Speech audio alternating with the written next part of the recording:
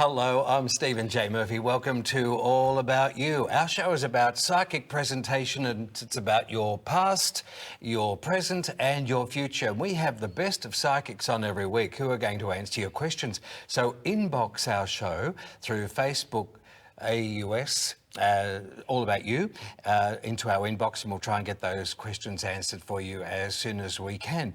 Unfortunately, no medical questions because none of our guests on the show are medical practitioners, so we're unable to answer those questions medically for you. I'm always here with my mate Vivienne Summers. Great to have you with us, sweetheart. It's a wonderful occasion to be here tonight. We have the Awesome Foursome for the Christmas special, so I'm very excited about tonight's show. And lots of great guests.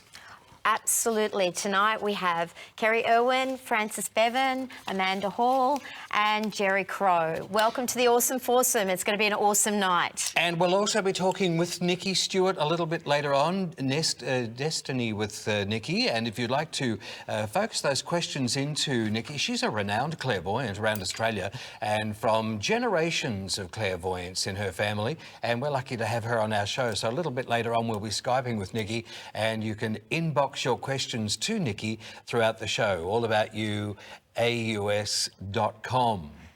Well, welcome everyone. I'm thrilled to have you all here tonight. This is a very special night. This is our Christmas edition. Yeah, the Awesome Foursome. The Awesome Foursome. Here. I don't know what that calls us then, the Terrible Two. But anyway, it's so wonderful to finally have you here with us in person, Amanda. I'm so excited that you're actually here.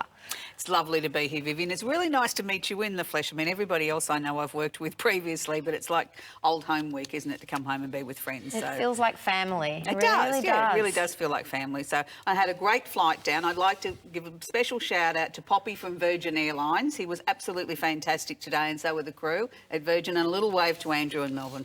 Oh, so Poppy's going to watch the show tonight? The guys are going to be watching from Virgin tonight, so our pleasure. Mwah. Wow, that's exciting.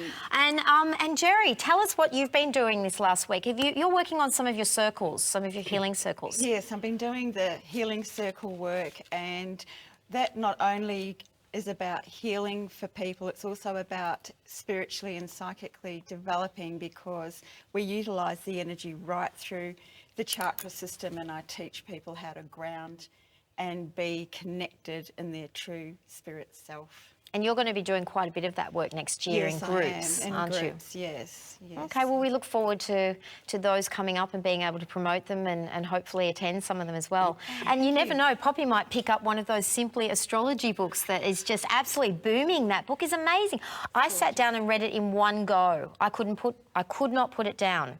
No, a number of people have said that they just can't put it down. It's so simple, it's easy to read. And even it doesn't matter how many years I've been reading astrology and studying it, it just puts it concisely. It's like I said before, it's the Linda Goodman's, it's the 2016 version of Linda Goodman's, which was, you know, like the astrological Bible of our era, wasn't it? No, definitely. It's where I learned, cut my teeth on astrology. And when are you making them into some placemats? We have that in the new year, will we? Oh, we can always think about it. I've got a few projects lined up for next year, so stay tuned. Oh, well, we'll be waiting for all of them.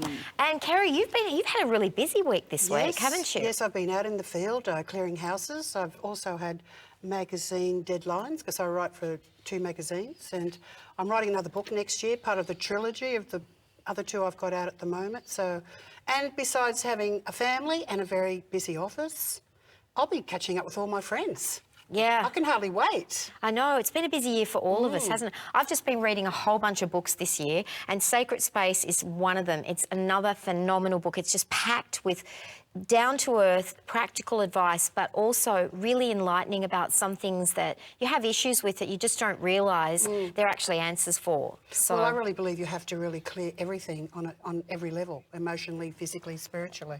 EP upstairs, Mark just told me to hold up the book. Oh, so okay. Here we go. We just had it on the screen there too. Well, there we go. We've got it all on camera 5, camera 3, everywhere. Thank you. Yeah, As you my can pleasure. tell, we're a huge production here.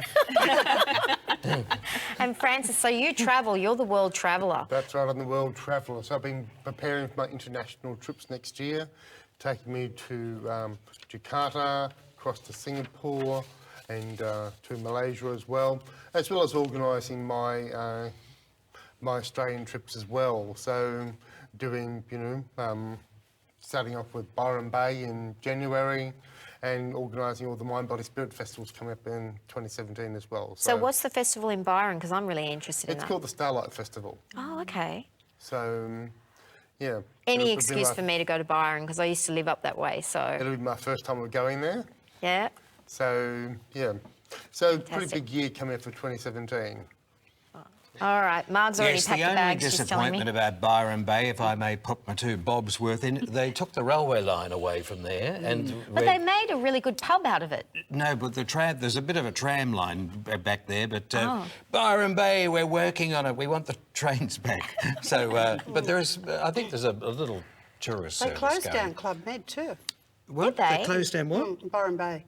They had a Club Med there. Oh. And they closed it down, yeah. That's a shame.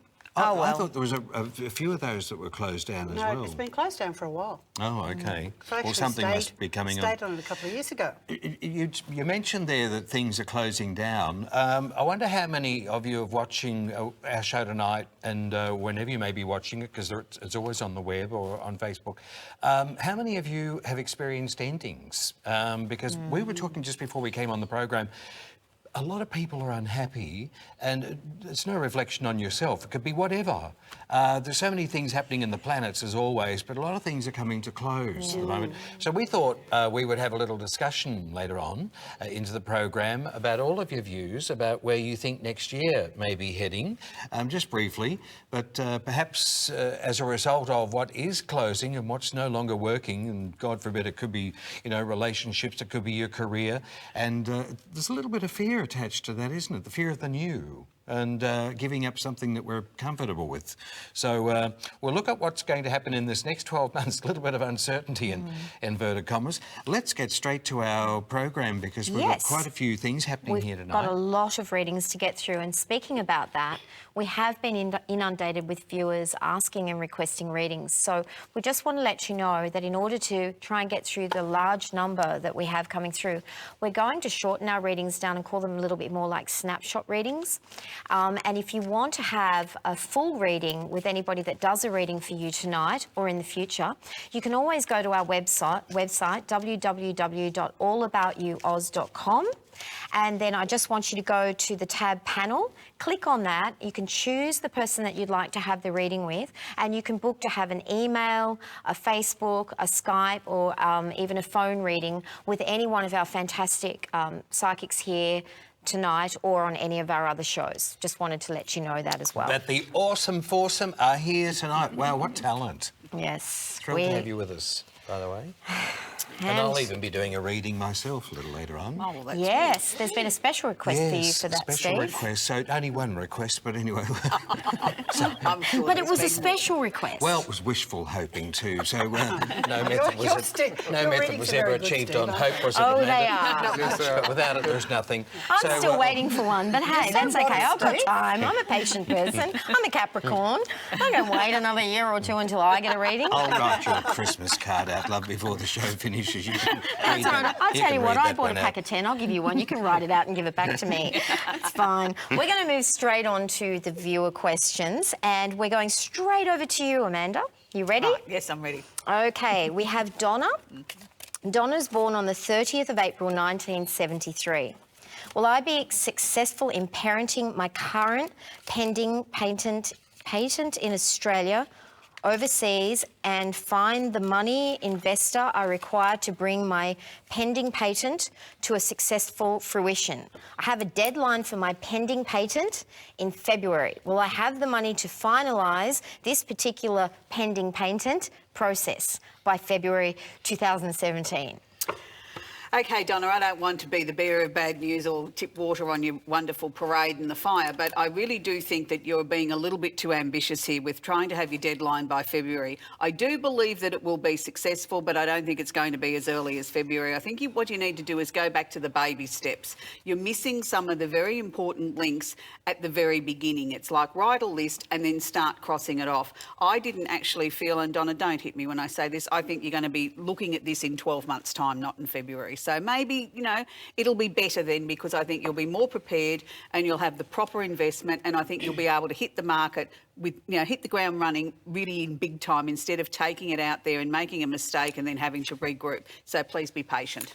Well, you can never be organised enough for things like this. No, you can't. And I think it's always about divine timing. I mean, it's not always about the timing that we'd like, and the rest of the panel would agree with that. You know, just because we've got an idea and we're human, it doesn't always work that way. Believe me, I know.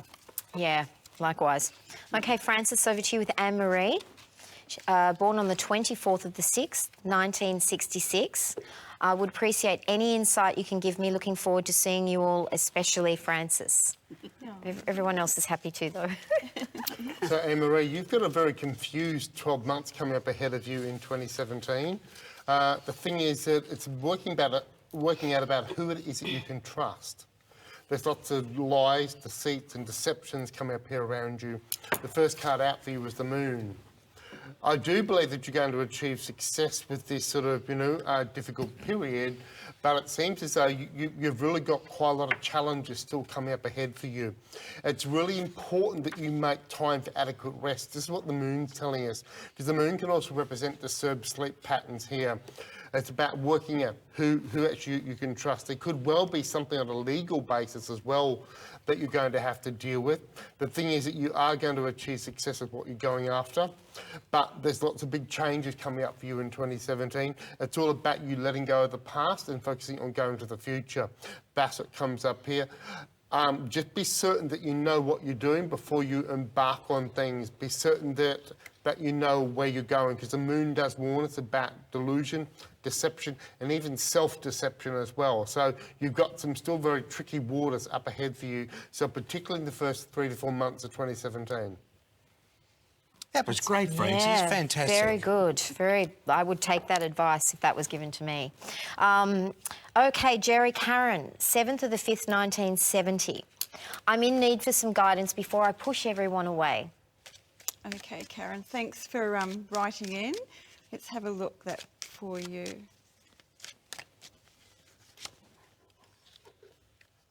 Yes, look, I think that you need to come a little bit more internal into yourself. You have the High Priestess, and you need to actually form some emotional boundaries within yourself. So you need to understand what it is that you're projecting out in the world. And I really commend you for having the courage to go, look, this is my responsibility here. I need to do the inner change.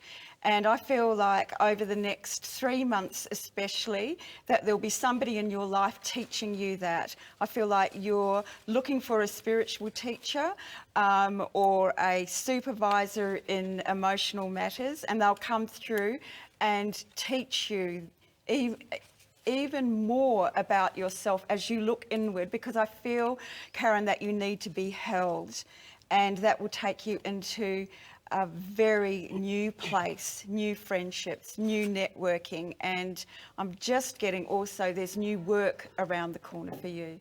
So I do hope that that's been helpful for you. Lovely, thank you very much. And over to you, Kerrie. Nikki, 25th of the 7th, 1972. What does 2017 have in store for me? And is my uncle okay in heaven? Thank you. Yes, I definitely get a mail around. It's Nikki, is it? Yes. I definitely get a nail around you, darling, a male around you in the spirit world, and I feel you do have a lot of love. You need a lot of help, because I feel next year you're going through what we call a very emotional year, and I do feel that you need to really be calm and really look at your friendships and where you're going, because I do feel there may be some sort of change in your work, in the way you see people, because I'm getting new beginnings for you. So it's about really looking after yourself and not being confused and really trusting that intuition, because I'm definitely getting new beginnings for you.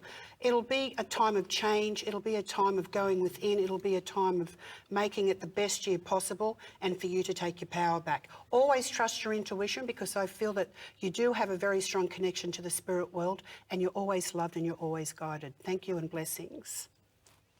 Wow, very good. Okay, thank you. Amanda.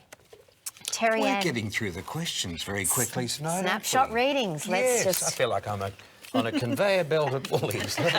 Pushing them through. Check out. No, we're not on the conveyor belt yet. Next week.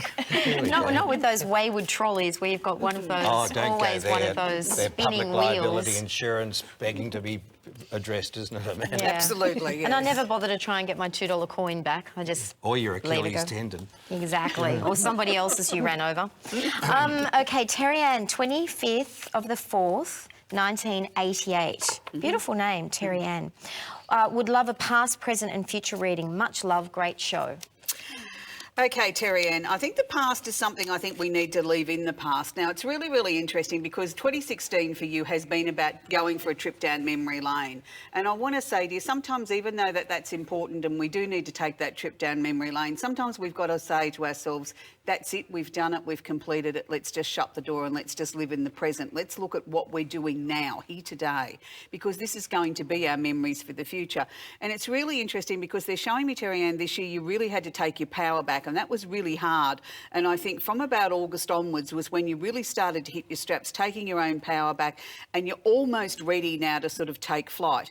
So what I want to suggest to you between now and the end of the year, and I know it's a very busy time, Terry Ann, is just relax and enjoy the time. Enjoy the time with the family and the friends and the celebrations and everything, and try and give yourself a little bit of R&R if you can between Christmas and New Year week, which is almost impossible, I know. But you need to be ready to hit the ground running for 2017. Your year's going to start very quickly, and I think next year is going to be a year of action-packed. There's 3 major things that you're going to be doing next year, and they're just saying to me, you're not quite there yet. You're not quite sure of what they're going to be, and it's like you need to just say, yes, that's it. That's what I'm going to do. And it's going to be a very busy year and you'll be really happy with it. Action-packed. No time for shopping trolleys. No, and we've got, Somebody else do that for her. it's interesting because we've got the eclipses coming up on February 11. It's as soon as that. A lot of people will be making some adjustments in their home in January, but look out for that big full moon eclipse. We can talk about that a little bit later on. Yeah, 'cause you're I an felt with authority Terry there. Ann, hers was coming in at like about the 10th or the 11th of January. It was like she was getting in and having an early mark on the eclipse.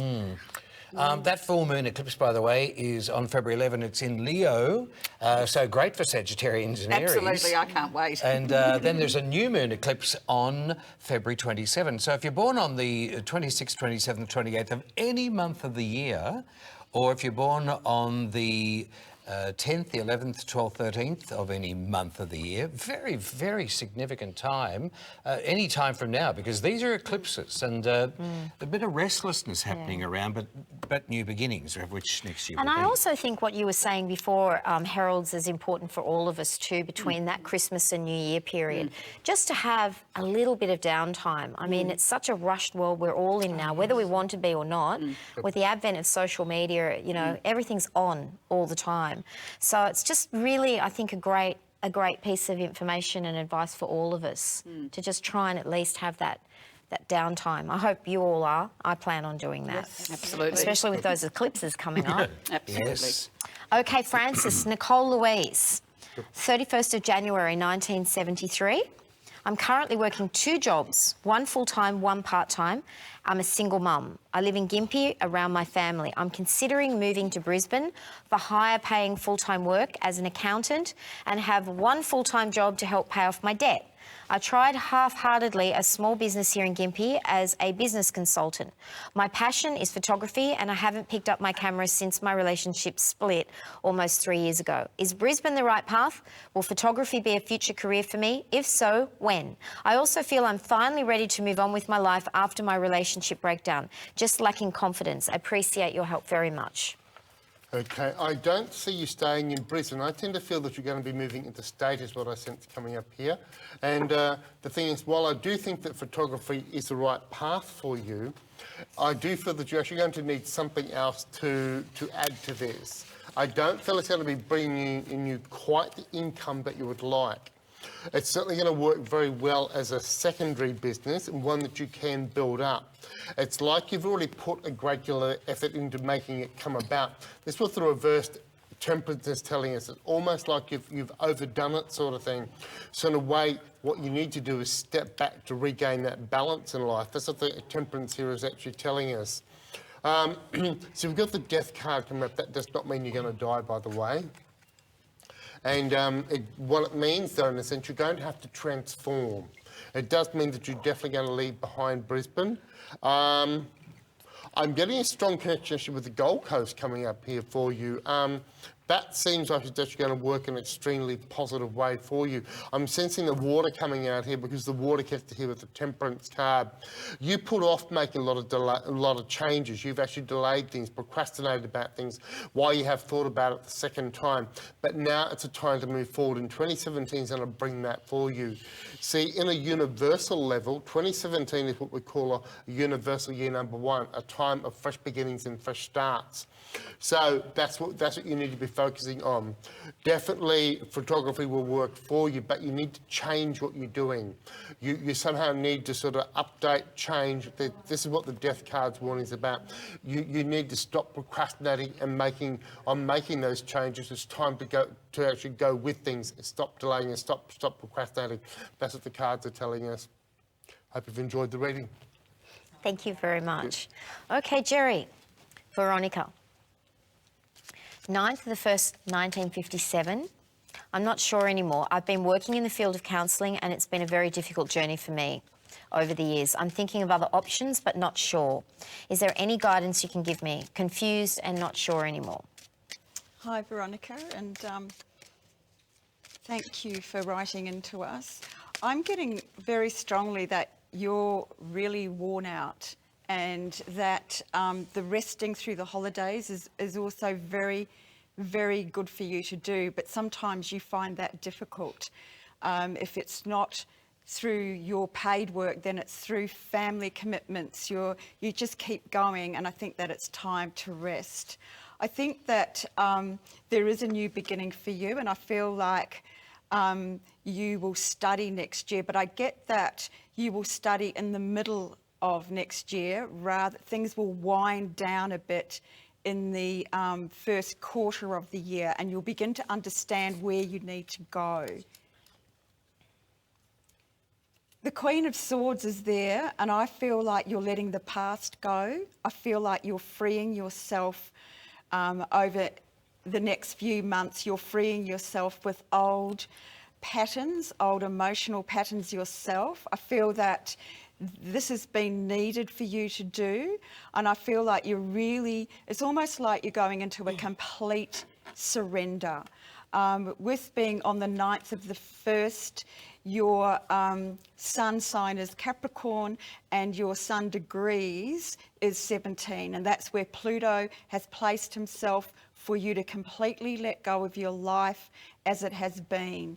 And then you've got the Ace of Wands, new beginning, fresh ideas coming in quite fast, and then you're having to rest in that energy through April, May, and then you will begin to understand where you need to go. And I do feel that it's going to feel like you're leaving everything to go, and then what will come back to you is yours. And it's actually the insight that you need to receive in yourself, in your own empowerment. It's not for you to know yet. It's your own empowerment that's going to push that forward for you, and you're going to feel very accomplished by the end of 2017. Good luck, Veronica. I think you're going to do very, very well. It's exciting for her. Yeah, it is. Okay, Kerrie. Sonia, born on the 4th of the 11th, 1978. What's coming up for me in the next 6 months, please? I'm feeling extremely lost since the death of my friend Jason. I just need some direction.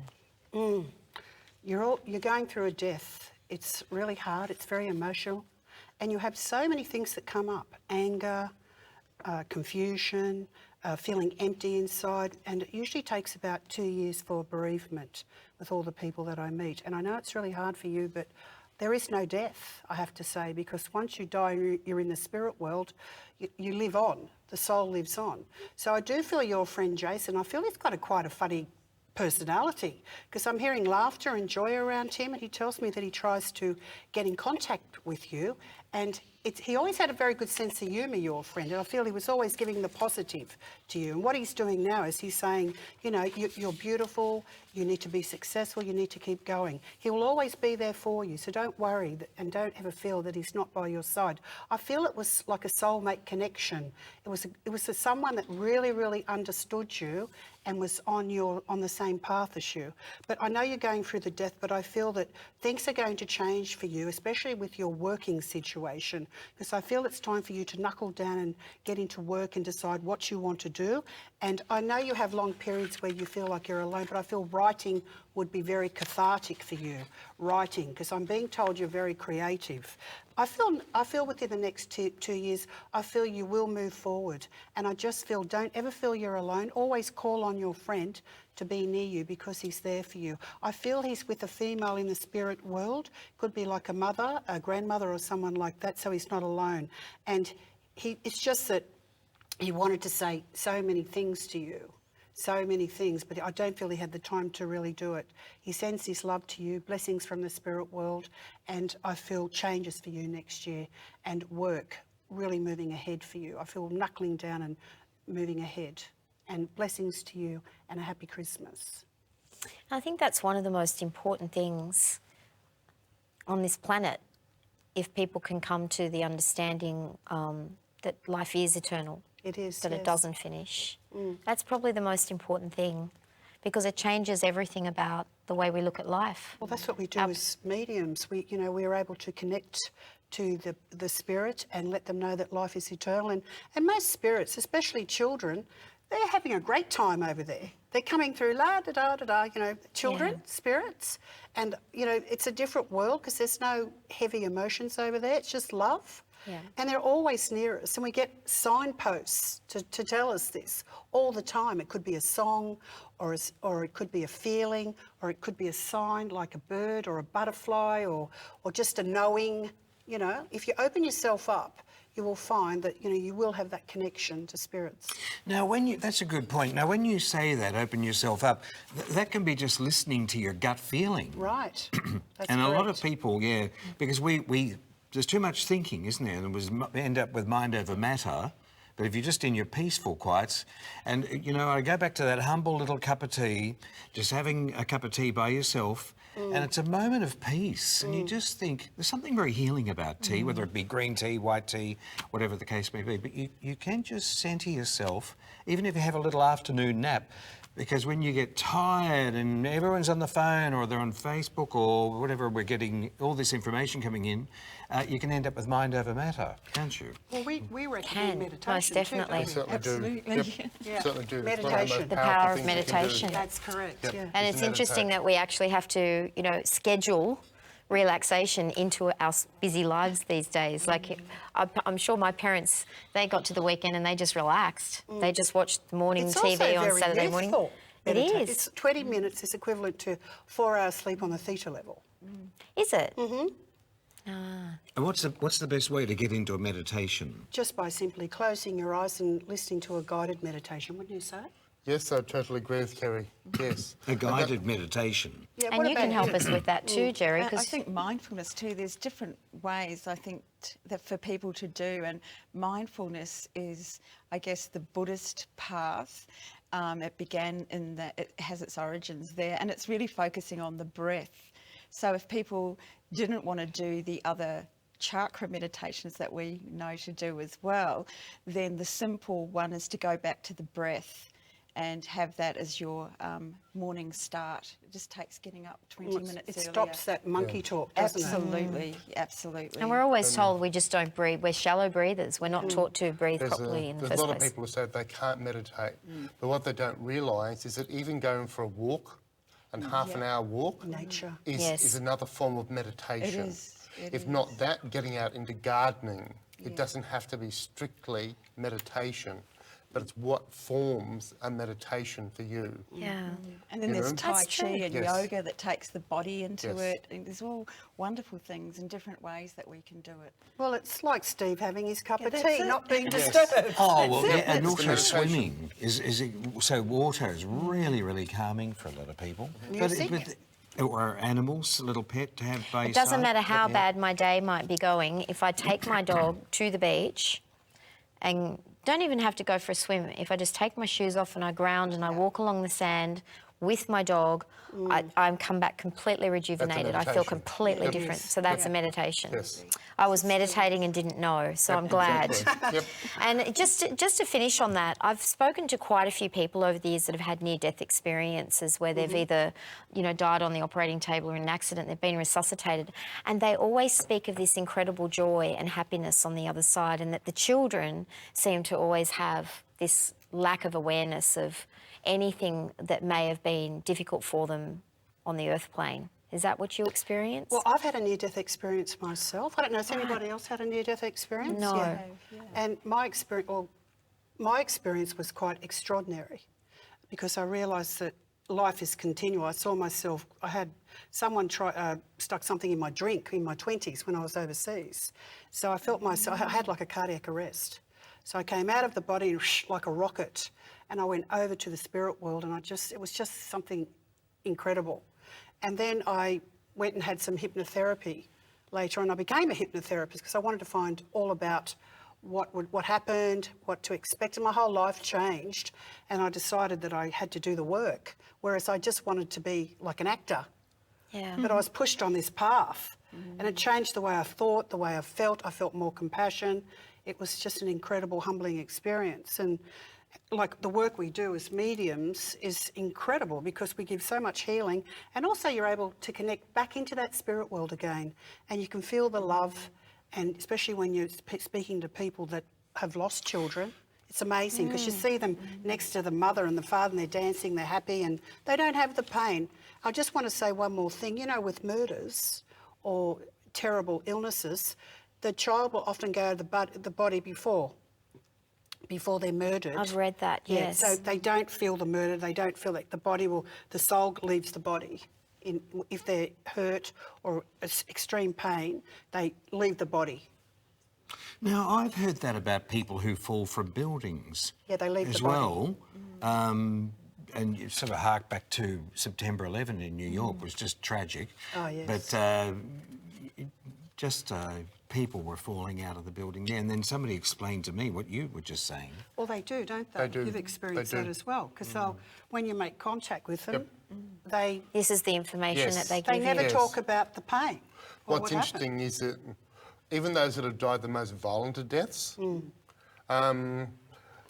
because they sort of may well be our loved ones that have experienced that, we assume that the soul must have gone through that, but that's not the case. That's true. Quite often they will come through and tell you that they're quite okay on the other side.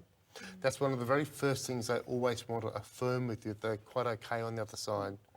Those that have lost loved ones sort of through things like sort of cancer or long-term illnesses, the first things the families say is, are they okay on the other side? Because we've witnessed them go through that.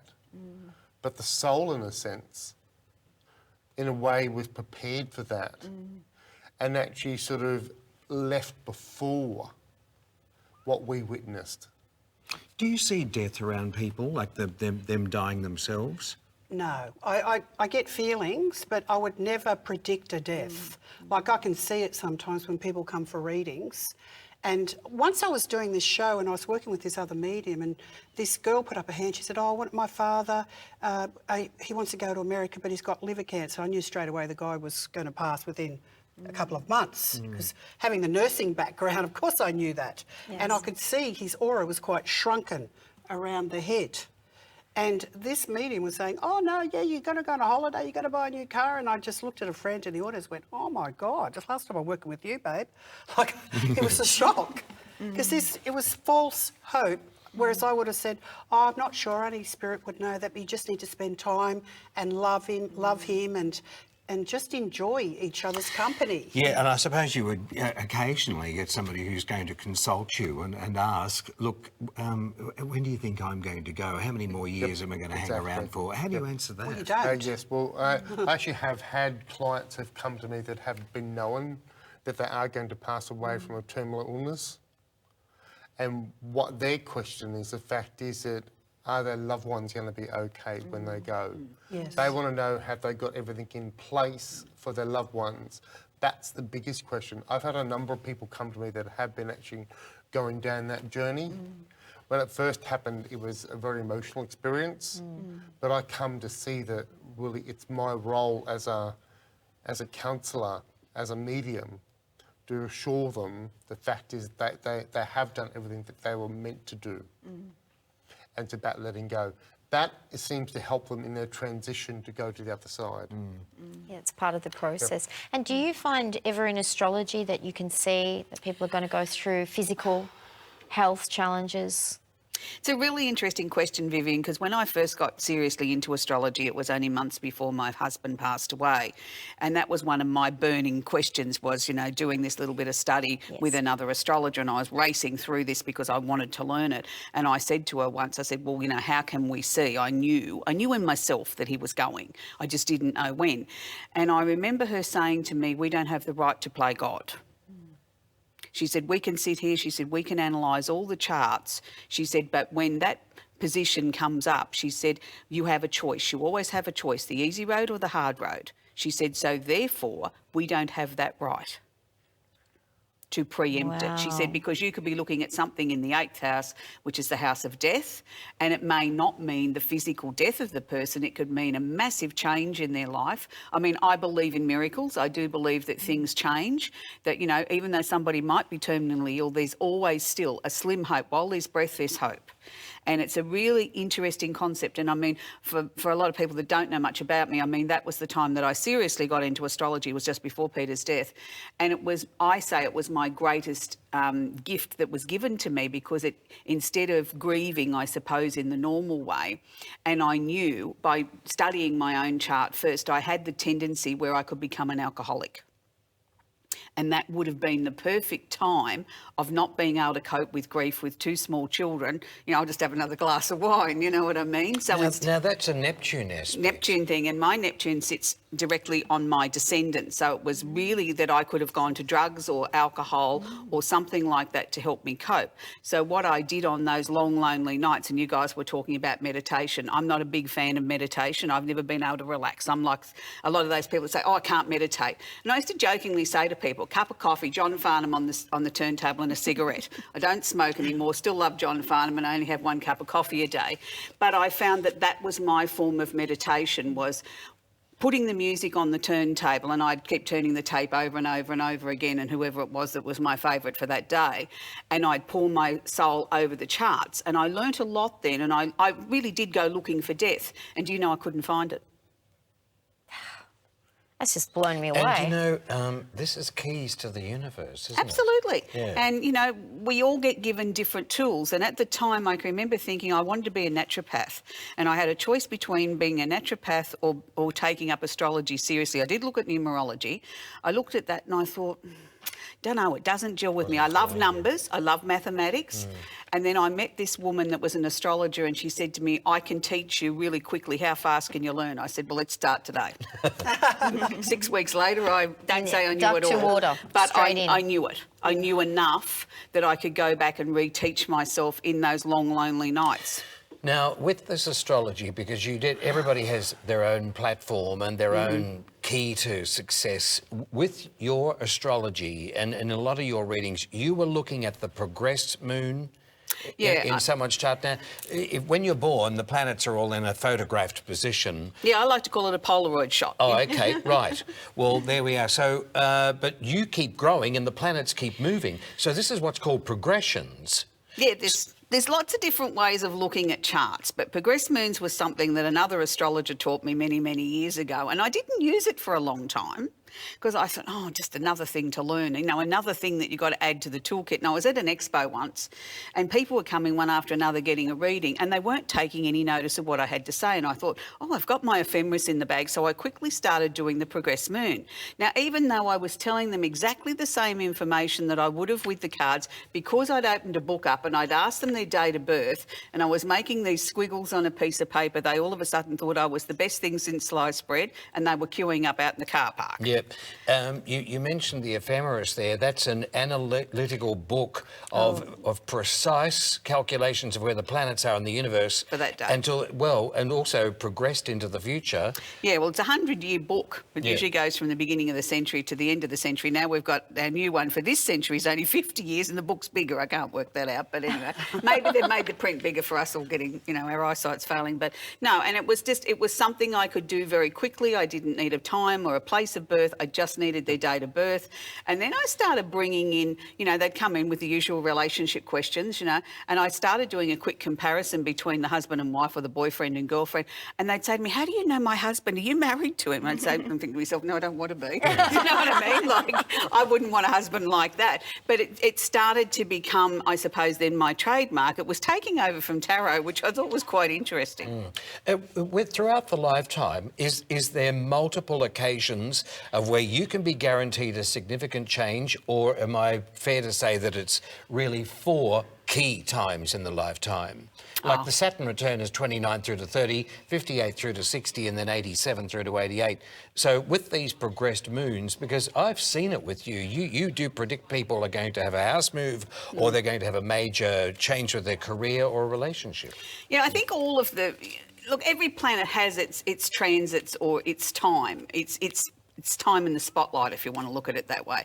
But the difference with the progressed moon is because it's a 30-month cycle, it's fast, it's hard-hitting. You can say to somebody, look, the last 9 months you've been walking around with a box of tissues under your eyes. And they say, how do you know that? And it's substantial. And it's substantial because you know that they're 9 degrees into their progressed moon in Pisces. So you know they've been letting go. They've been releasing the emotions. I keep saying to them, you haven't filled the buckets up yet. Let them come. Let them go. Well, no, you were you're not talking having a about nervous breakdown. My progressed moon, when you did my chart, being in Pisces, I'm right at the end of it. And that's exactly what you said to me. You said, I bet you've been, pulling the tissues out. And I said to you, I can't believe it. I'm crying at, television commercials where kids are laughing and next minute I'm tearing up going, oh, that's so beautiful. But So, that's, how we learn, I suppose, even as astrologers, we learn ourselves as we go through these cycles. And I can remember the first time I consciously went through my progressed moon in Scorpio, I thought, where's the razor blades? Life isn't worth living. And it really made me realise then that, hey, hang on a minute, this is really powerful. It's a lot more powerful than what we think. And if we work with the energy instead of against it, and if you can say to somebody, look, this is when this is going to officially finish. This is what I want you to do. It gives them hope. It gives they them know. They can set that on the game. calendar. They can deal with that because they know that there's light at the end of the tunnel. And thank goodness we follow the Zodiac round. So after we come out of Scorpio, we go into Sag. I mean, what more can I say? Pack your bags and let's travel and have a party. Well, if you'd like to know where your tonight. progressed moon is, I would love you to do that for a lot of our viewers, Amanda. Yes. So you can access Amanda through our show, All About You, aus.com. And we'll be fielding more of your questions coming up in just a moment. There's our details on the screen there for you. And through Facebook, All About You /Facebook/ All About You AUS. And what we're going to do now, Steve, is go over to the weekly predictions. Yes, well, I was having a bit of a vacuous moment there, seniors moment, God forbid. And in the meantime, we're going to give a shout out to some viewers. Debbie, Sylvie, Marsha, Karen, Tulsi, hi Tulsi, and Gloria. Hi guys, thanks for watching and supporting us. Your support helps us support you.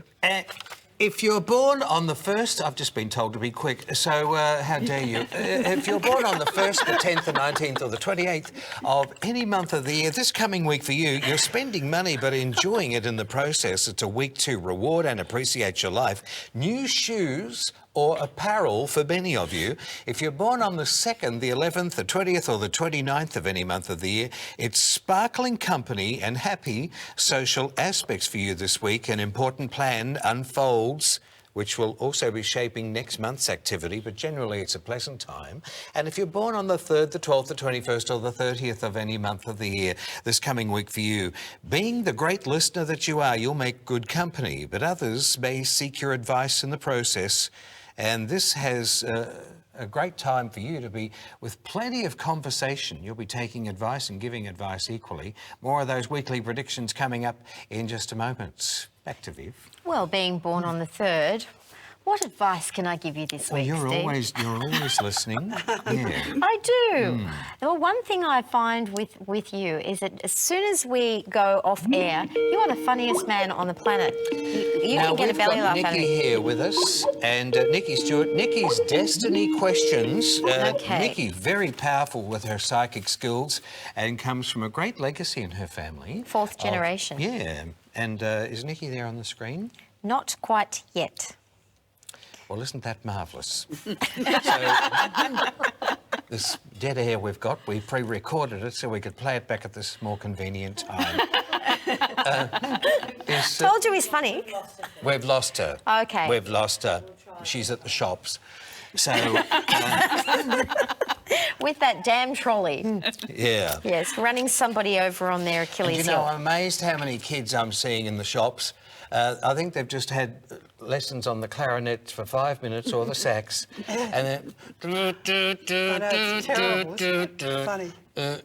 Do you reckon? Oh, I walk past, there must be about a kid on every corner. Yeah. Oh, God love them. It's just, I think sometimes, kid, put the thing in the garage really at home, leave it there. But they have, you know, just like through the 12 signs of the Zodiac, the 12 houses, they've got to grow through that process, Yeah, it's you know. just very public exhibition, isn't it? Okay. we've Here's got- Nikki again. Ladies and gentlemen, from live shopping. from Queensland, here's Nikki. Nikki, you made it. Hi. So sorry. Oh, here we are. Better Oh, turn we'll you up, turn love. you up, yes. Yeah. Turn up the volume to 11. Okay, so welcome to our Christmas special. Merry Christmas. We have a bonbon for you and a silly hat we were wearing at the beginning of the show, so we can't quite give it to you, but we will, you know, esoterically. Have you got some nice plans coming up for Christmas and New Year with your family? Just a relaxing time, hopefully, and because it's been a big year, a busy year, so one day of rest, very good. One day. One day. One. Okay. That's going to be one very restful day. Get it all in. Very. I might sleep through all of it. Just stay in that, you know, platform pose. Nice and relaxed. But before that one day comes, we've got a reading for you Sure. with Helena. And she's born on the 22nd of the 2nd, 1987. Could I please have a general reading, including any help around recent family issues? Thank you. Yeah, I feel like with Helena that there has been a kind of a severing as such. There's been definitely some sort of falling out. And I do feel like there's been a divide as well. Now, I do feel like this will heal over into next year, and definitely there'll be some apologies made as well. I think that this divide is around an older person and definitely something significant that took place. Now, as everyone kind of begins to rally, I guess, or get their wits about them again, there will be some big conversations around what's happened, and I do feel a healing takes place. There's also financial energy coming through as well, so I expect that something is coming through for you. That's coming through very, very strongly to me. And also you have travel. There's clearly some travel coming up over the next 12 months, and I do feel like it's significant. So we're either travelling or we're actually physically moving, but you've got a big year ahead of you. So, as I say, take your vitamins. It's big time. Thank you, Helena. So she's only going to get one day off too. Catherine, 6th of the 6th, 1979. I would love a general reading for the next 6 months, please. Is there anything interesting going to happen? Yes, I actually feel there is something interesting that's going to happen, because you do have a really significant feel here around love and relationships. So it's as if we're going to another level in your life, and this will have profound effect on you, certainly over the next few years, because this is a relationship I feel that's been a long time coming, and it's certainly in a place where I think you've always dreamt, you've hoped it would be. So there's definitely a wish being given to you in this respect. I also feel with you that there's a decision that needs to be made, and I feel that this is in your practical life, because I'm getting the feeling of, you know, yes or no, left or right. And I mean, you have to obviously follow your heart here and do what you need to do. And I do believe that you know the answer. It's just that we get a little bit confused. We become a little bit fearful of change. And there really isn't anything to be fearful of. I feel you've got a really good year ahead of you. So thank you. Lovely. Emma Gonzalez, born on the 11th of the 6th, 1966. Am I ever going to find my true love, and where and when? All right, well, I sighed then when you said 1966, because that's when I was born, and I understand the fire horse energy intimately, and it's a tough energy to be born into. Now, with you in particular, I do feel that this person comes in next year, between the months of July and August.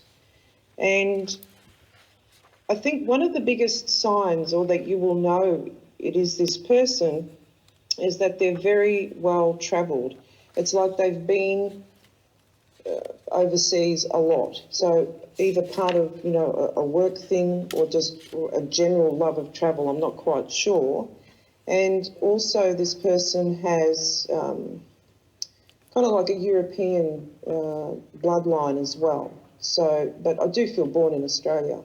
There'll be significant things, a lot in common, and I get told a bookworm as well. So obviously you have a love of literature and anything along those lines. So July, August, I feel is your time, and just, you know, get through the rest of this year. I know it's not an easy life being a fire horse, but certainly it isn't boring, and things will settle down for you next year, and especially with this soulmate connection. So thank you, honey. Yes, and I'm born as a tiger. Year of the tiger, so I know all about that. And it's the year of the rooster next year. It is. So, I love tigers. Thank you. I love tigers too. I like being born in the year of the tiger. It's very exhausting for my family and friends, though.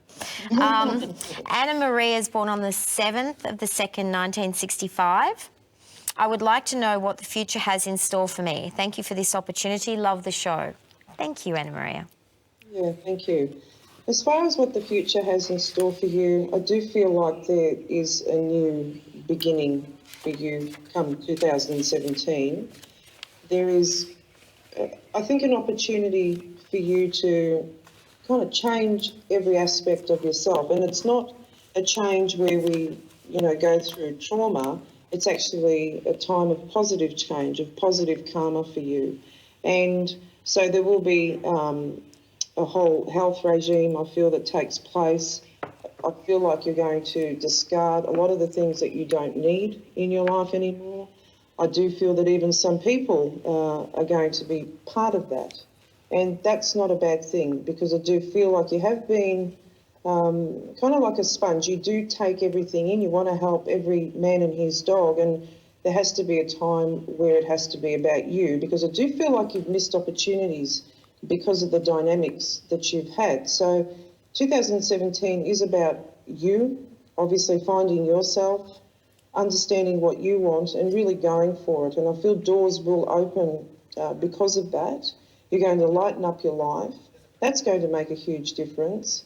And also I do feel new people coming in on your level and more of a fair exchange of energy. And I do feel like a really big rush of very, very good health. So I do feel like you will get to your, I guess, goal physically and where you want to be. So thank you. I hope that helps. Very much so. Thanks, Nikki, for coming on the show again. We got through a few questions there for you as well. I certainly did. It's been fun. I love it. And do have a Merry Christmas, my love. Thanks for coming on the show with us, and we're going to see you next year as well. And we hear that you may possibly be coming down to be on the show next year as well. Is that correct? Yes, it is correct. We look forward to so that. look forward to it. Very much so. All right, See you thanks so soon, much. Nikki. Thank you. Bye, Thank Nikki. Merry Christmas. Merry Christmas. Christmas. Merry Christmas. Thank you. Yes, if you'd like to access our show with questions for Nikki's Destiny, www.allaboutyouaus.com. It's there, all the details on the screen for you. Got a few of our friends listening in tonight. Loris, Maz, Lenny, Bessie, and thank you for your lovely messages, Bessie. And Melissa, Peter, and Rennie, and Lee, who's helping us out. Look at them smiling vividly out there. You'd think they're eating bananas sideways. They're so happy. Sorry, especially And Rennie Rennie. behind the cameras. Hi. Hi, Rennie behind the cameras. Hello. Feel like I'm on a P&O cruise. Watch out for the... Or on the Bert Newton show, Watch out where for the all bridge. the crews Don't involved they with come? all They of come the... close under the bridge, don't they? Well, I'm going on a cruise in a couple of weeks. I'll tell you how close. Well, you don't want to look up when a North Shore train's Oh, going over. pretty 'cause you close. get a bit of dust in the old contact lenses. So, And they pretty keep close. building these ships. They keep making them bigger and Yes. larger, and they're like floating countries, not cities. The They're like oasis whole of the countries seas. now. No, So, there's a few tomato vines hanging over the balconies. There's, I'm not going on an Italian ship. no, the oasis of the seas is full of Oh, gardens. right. Waterfalls. Looking forward to that very much. Okay, so we're, Amanda, we're now talking about our part 4 in the series of astrology, houses 10, 11 and 12. Yeah, so this is where we wrap up the Zodiac wheel we've been covering in the last 3 weeks, the first 9 houses of the Zodiac. Now we come to the final 3, which are really, really interesting because this is the houses of what we share with other people. So we're now going into house number 10. Now, house number 10, that you can see at the first quadrant on the screen there, is where we look for our profession. These are the important things in our life. These are the things where we have to discipline ourselves. Old terms of astrology, we used to say this was where we looked for the father figure or the person that disciplined us in our life. In today's modern society, we sort of don't necessarily technically say the 10th house is the house of the father and the 4th is the mother. It's whoever does the disciplining in your life as a child growing up. But also, too, as we grow up, it's the people that are in our lives, like our bosses, the people that we have to take notice of. So the 10th house is where we look for profession. Please don't mistake that with the house of work, because profession is something that we train to do, something that we want to do, not necessarily something that pays the bills. So there's a distinct difference there. So we go on to the 11th house. Now, the 11th house is technically known as the house of where we do all our social networking, where we do all our, we go to events and we network with each other and the people that we want to share things with. So it's the love that we give to a wider audience, the people that we connect with on our day-to-day lives. It can also be the house then, I think, sometimes where we're a little bit restless. This sort of determines sometimes whether we're the itchy feet type of person or whether we're the person that likes to stay home and have the stick in the mud type of energy. So you always look at what's on the 11th house for that sort of energy. The final house, affectionately, is one of my favourites. A lot of astrologers call the 12th house the dustbin, and they sort of say collectively it just gathers everything up from the other 11 houses and plonks it in the dustbin, and that's the end of it. I disagree, because I actually think the 12th house is the power of being able to encompass every house that's gone before you. So you've got the power of the other 11 houses combining with the 12th house energy, which is karmic, which is about really understanding who we are on the inside, on an emotional, soul, spiritual sort of level. It's on every level. So don't underestimate the power of the 12th house. And I remember one of the first things I learned in astrology, besides nitpicky Virgo, was the fact that if you had Jupiter in the 12th, you was said to have an angel on your shoulder. And I've always looked at that for people when I do charts, look to see if they've got Jupiter in the 12th. It's not a very common placement, interestingly enough. It isn't. So, but somebody that has Jupiter in the 12th always gets themselves out of scrapes, and there's probably nobody here at this desk that can claim to that. I'm a Jupiter. Are you a Jupiter in the 12th? Yeah. Oh, my good. Well, you goodness. should be always able to just pull that something out of nowhere at the do. time when you need to. You Well, that's improvise, good. do you? We'll rub shoulders with Gerry after the show. We'll get the 6 winning lotto numbers off you. Gerry the magician. I've got the sun in the 12th. Oh, well. Never Well, mind. there's lots of reasons, but, during the course of next year, we're going to actually look at the different planets as they go through the energy, so that, you know, it's sort of almost like doing an astrology course with us here every week, isn't it? Well, we were talking... That's exactly what it is, which is just, it's fantastic because it's so hard to find good astrology courses. I know myself because I've looked in the past for them. And sometimes I've resorted to trying to get someone just to teach me privately in that, you know, endeavour to find a really good astrological ongoing course. So to be able to provide this for our viewers at home is a fantastic, you know, wonderful opportunity for you. You should get onto Ed Tamplin. He used to work with me on radio. I love Ed Tamplin. Ed does courses as well. Brilliant. I think he's very high up in several societies around Australia. Hello, Ed. Is he based in Sydney? Yeah, in Sydney. Fantastic. And famous, well, very well respected around the world. I respect him very much, especially when he was talking about all of the eclipses next year. And I was lucky to work with Ed for 12 years from the very first show. And we just teamed up together. And the other fascinating thing too that Ed would look at is your Venus line or your Jupiter line, because those planets were causing their own lines at the time of your birth around the planet. So wherever the Jupiter line ran, or in the case that we did the Venus line a lot, because so many people were ringing up saying, when am I going to fall in love? And we'd look at the Venus line, and if it ran off the pier at Vanuatu, I guess you're in a bit of trouble.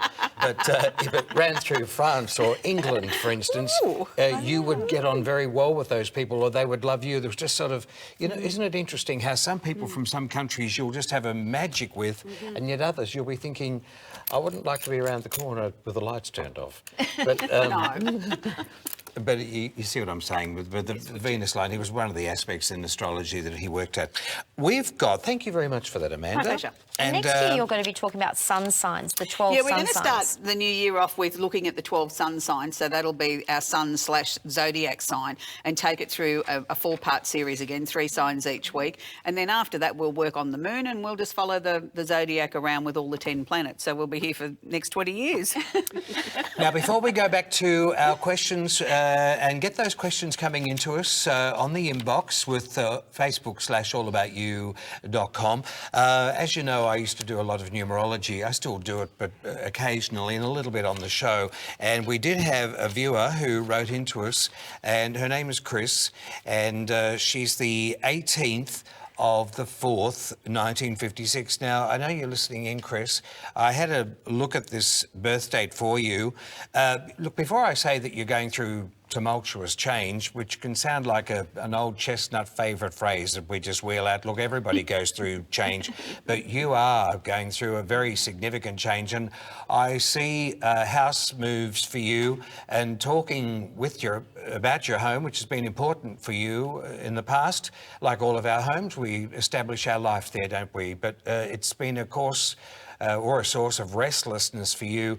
But I feel that you are a little bit depressed when I looked at this birth date, and not so much in a rut. I don't feel you're a rut person. You're very impressionable. You're born on the 18th. But I do see a restlessness here that's been building up for 3 to 4 years, but it's peaking at the moment. It hasn't peaked so much yet. I think when it does peak, it's going to be about you breaking away from your environment, getting away from all relationships, and with all due respects to them, I think you've outgrown them. And there's a whole new vista of people that are coming up into your life. You're born in 1956, and I won't rabbit on too long about the virtues of that year. It was one of the best to be born in. There was a raft of them throughout the last century, but 1956 was one of them. If you're born in 1956, 1947 was another one, 1983, but in this case, 1956. It does afford you of the rights and the joys to the pleasures of life. So you've got a wonderful future to work towards. Now, a lot of people will say, can you explain this or can you explain that? And without going into the details of how I reach these conclusions, because people can come back to me 3 or 4 years and they say, you told me exactly the same thing. This is what I did on the radio program. So in this instance, I'm going to say to you, and you have been in this cycle for some time, before you cringe away thinking, oh my goodness, how long is this going to go on for? Just listen to me. And I say to you with open arms, you're going through a period of soul and spiritual development. And I know that might sound like gee, that's a bit heavy. But when you think about what you have been through, it's adjustments on a very deep level, and I don't think a lot of people would really understand that other than yourself. So have a great big faith in life. I see enormous luck around you, Chris, that's going to continue to go on right throughout your years. You've got some of the best years of your life ever coming towards you in the future, as opposed to the past, which have been a lot of confrontations with your relationships, but I don't see that going on in the future. The only thing that's a challenge here is your independence, and this is now a time for you to truly think about yourself. I don't want to encourage you to go out there and do a lot of gambling, but take luck as ever how you perceive it to be. I think you're going to be quite successful with being in the right place at the right time. You're one person who needs the great wide open spaces whenever you can. So seek the beach or seek the countryside whenever you can. Next year, big changes coming up for you in late April and then also in the middle of the year. But you can see something thrilling again in September, I'd say around the 5th to the 15th, and then a sparkling December. It's another 12 months away from now, but a brilliant future, my friend. I hope to hear from you again, and I'm sure I will. Thanks for writing into us. And once again, those wide open spaces, they're just so healing and meditative. Yeah, Chris is very analytical. You like to go over things. So you should be in a job with a great deal of analysis, because I never see you accepting anything at face value. You like to go over details, finer details. Very good at it. Okay, let's just move a few on. more shout outs. Hi, Roxanne. Roxanne says hi to everyone. Lenny, hi, Lenny again. Second shout out. Joe Simameta, who says she knows everybody. She does. Joe. Hi, Yeah, Joe. just wanted to say hello. Leon, Diane, and Donna. And Sarah Ching as well. So thanks for watching, guys. And we also would like to encourage some of your viewer feedback for our readings. Okay, let's get going with those readings. Back over to you, Amanda. Peter, 3rd of the 6th, 1977. A general reading, please. Okay, Peter. Now, at the moment, I think you've probably been feeling a little bit stressed, particularly over the last few months, because you would have felt that the opposition of being with Saturn in Sagittarius and you being a Gemini, you would have really felt the push-pull situation, particularly since August is what I'm being shown. I feel 2017 is going to be a very different year for you, Peter. I don't think your year is actually going to kick off till probably around the time of the eclipse in March. We've got one in March, have we not? The eclipse? Yes. No, 27th of February. Okay, so it'll be the second eclipse. The one in 27th of February, I think, is when your year's going to start, Peter. I do think next year, though, you'll be changing your job. And I think there's also quite a bit of travel on the cards for next year as well, too. It's a time when I think you really need to sort of live up to your name. Your name means being a rock, and I want you to be that way. I do feel that there's either been a change in your relationship or an ending around a relationship, or maybe the relationship cannot survive the way it is. Whatever it is, it's a positive twist on the changes or the endings that are coming up. So it doesn't necessarily have to mean the completion or the finish of the relationship. It just means it cannot go on the way it has been. We need to get some resolution here. And with that, we need some very clear, honest, open communication. But I think 2017 is going to be your power year. But look out for that second eclipse at the end of February as being a really, probably an emotional time for you, Peter, but it's also going to be a time where a lot of things clear, and it's like then you can skyrocket to the future. Is the new moon eclipse, and the full moon eclipse is coming up on the 11th of February. And we've got a big start to the year. Okay, Francis. Hey. Sharon, 18th of the 6th, 1965. After being very sick and now 2 years in remission, will our little girl be coming back home full time? So this is an OOHC child, is a foster child that was taken due to her poor health, which has since improved. I do believe that your daughter will definitely be coming back home, but there's also a big period of adjustment that's going to have to be sort of taken on, is what I feel. The tarot in this case is actually definitely in your favour. I've got the Judgment card.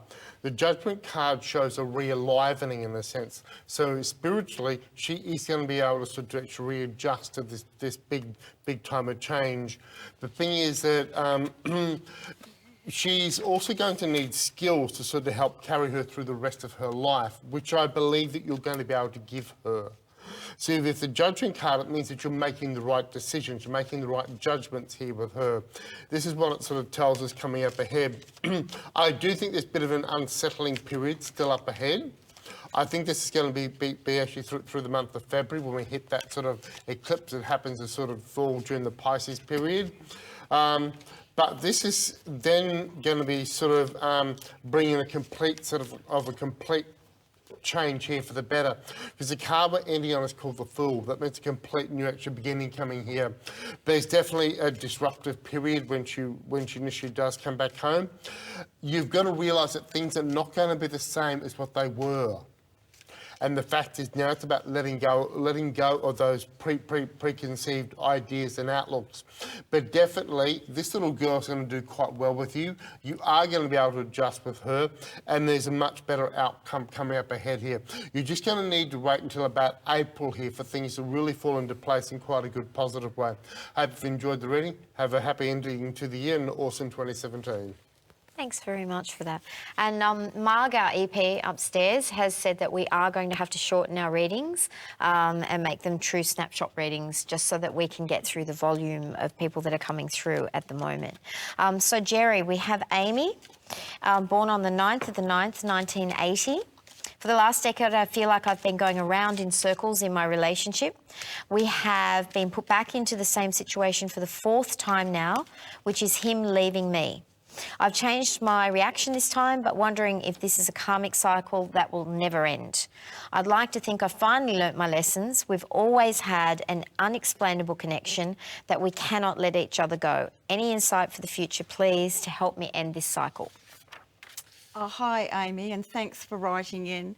Yes, you've got the Tower here, and it's been very explosive for you both. But the other side of the Tower is that you're awakening into the truth. And when you've got the Ace of Cups next to that, it does confirm that you do have a very strong, loving bond with each other. I feel that your partner needs to face up to some things that you've already faced. I think you might know what that means. And I do actually feel they will do it. I think that it's your choice to stay or go if that's what you come to. It's your decision. The tarot won't make the decision for you since it's been such a strong karmic bond to each other. But you've got to be really careful with the Devil card here that you don't just keep linking into the same old situations. And the Devil actually asks you to move through your fears.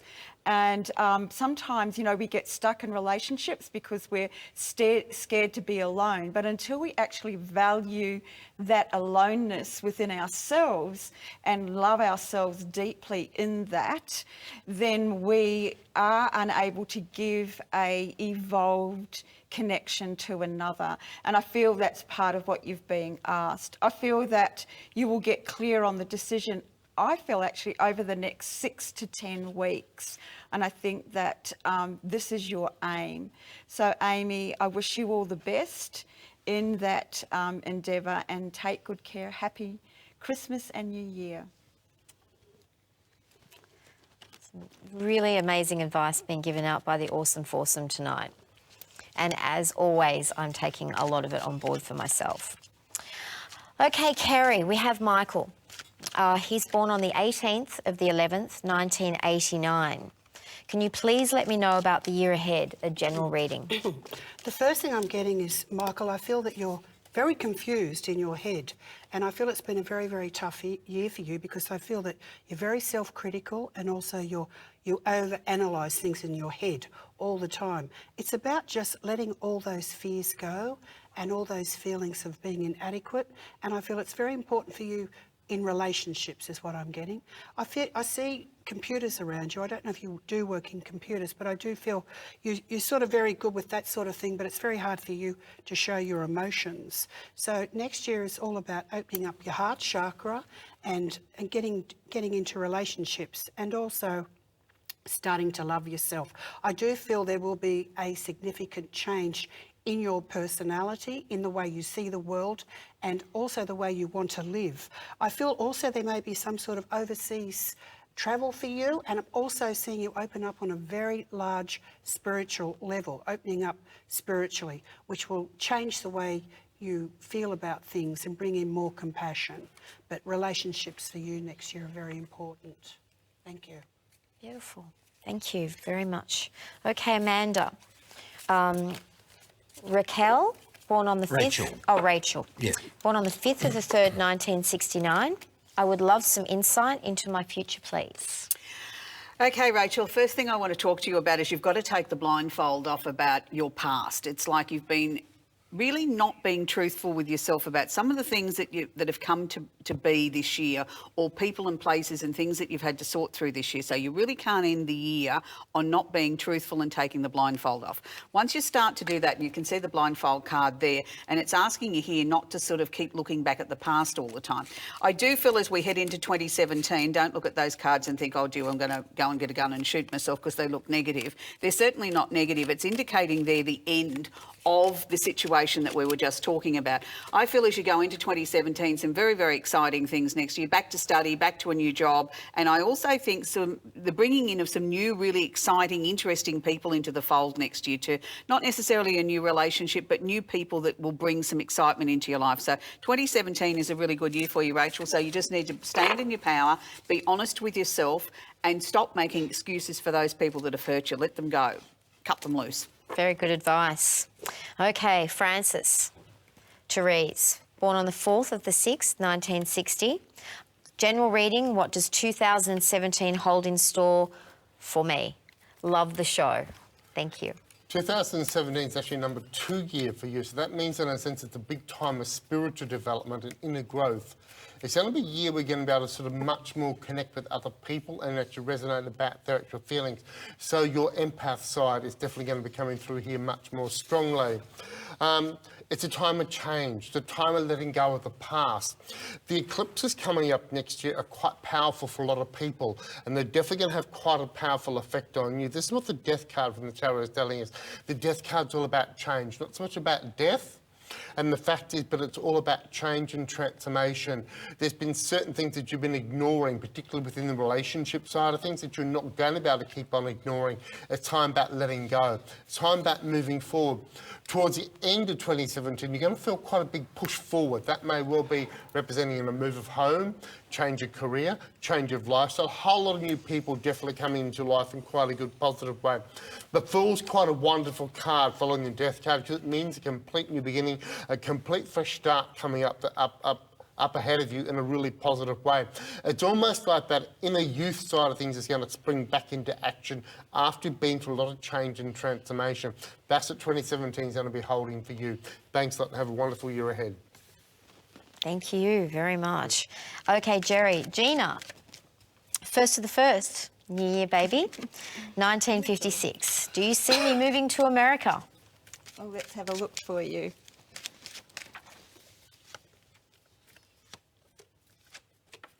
Well, yes, I actually do, but I don't feel like it's going to be as soon as you are hoping. But I do feel like you're building towards that. I feel that you're actually needing to really rest up, and you also have to plan a lot more for this journey. But I do feel like around mid-2017, your wish will be granted. Got to see what's underneath there. So I feel like it's your calling. I do feel that emotionally it's the country that you need to be in, and when you do that, I've got the Death card at the end, you'll have absolute transformation. So thank you. Thank you very much. Okay, Kerrie. Hayley, born on the 12th of the 7th, 1982. What guidance can you provide me at this time in my life journey? Will my book be successful? Look, I have to say you have a lot of perseverance. And I know it's really hard being a writer because I've had so many knockbacks myself, but I feel that you will self-publish your book, and I can see you really moving ahead. And I'm also getting that I feel that you've always been very creative from a very early age, and it's very important for you to express yourself. I do feel that you're going to have more than one book. I feel that it's probably going to be quite a few. And I feel you just need to persevere. And then after perhaps 2 years, you will have another book, and I feel that's the one you're going to publish. At the moment, you're very determined and you really want to move ahead, and I can see the frustration there, but I feel you really need to go within, and I really get that you channel a lot of your information when you meditate, because it just comes to you when you're writing. You're a very feeling sort of person. So trust your heart, trust your intuition, and you'll have great success. I don't feel next year, but I do get within 18 months. I do see success for you, but it's with another book. And Merry Christmas. And it is a difficult process having to sit down by yourself to write. You know, it's something That's that you not have the to hard self-motivate. The hard part is selling it, isn't it? Yes.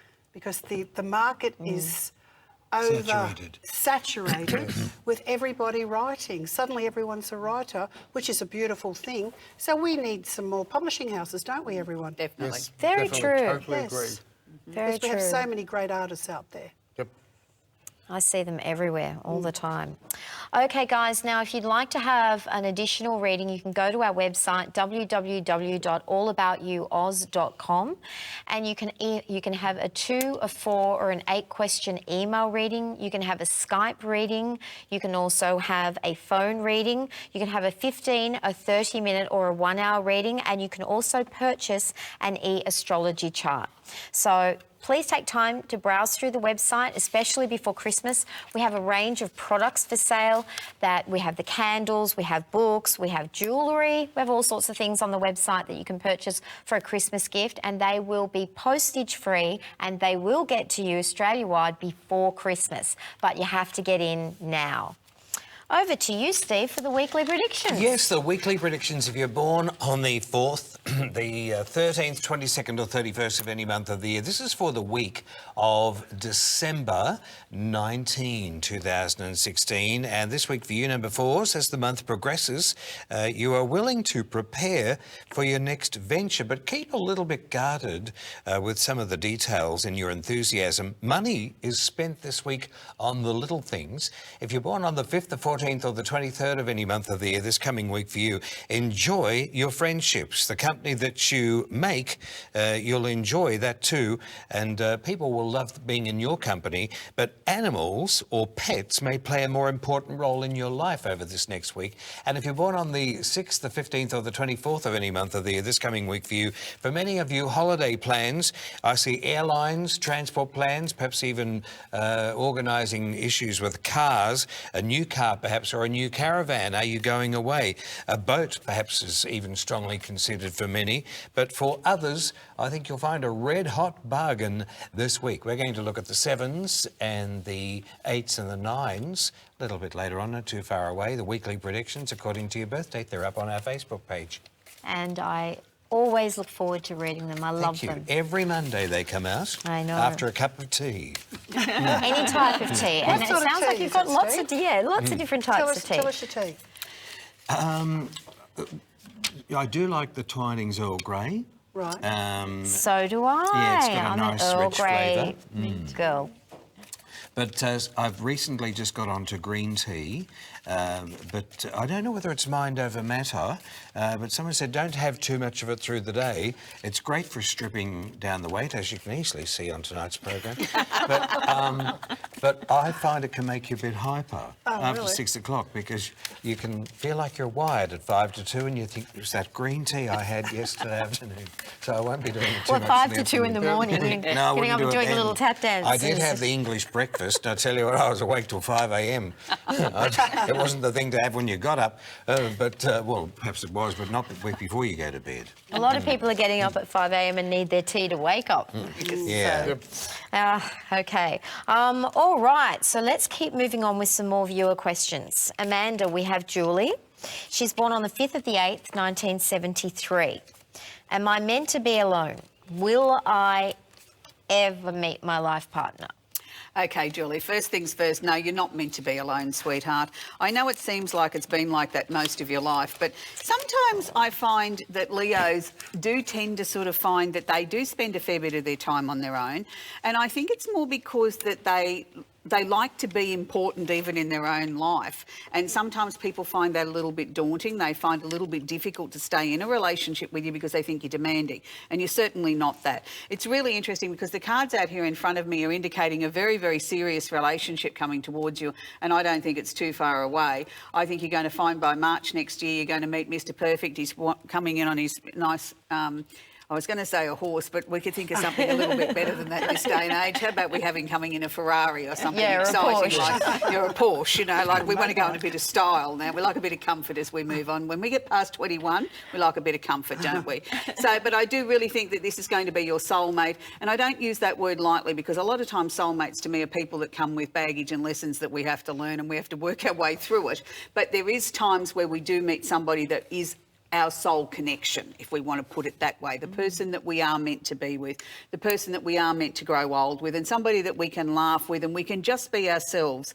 And I think you're going to find that when the two of you start having conversations, the other one will finish it and vice versa. And this gentleman has been on his own a fair bit throughout his life too. So he's got to the point now where he's given up looking for his soulmate. So it'll be a really nice match of the souls and enjoy your loving relationship together. It's going to be wonderful. Oh, I love to hear good stories. Yes, it's good. lovely.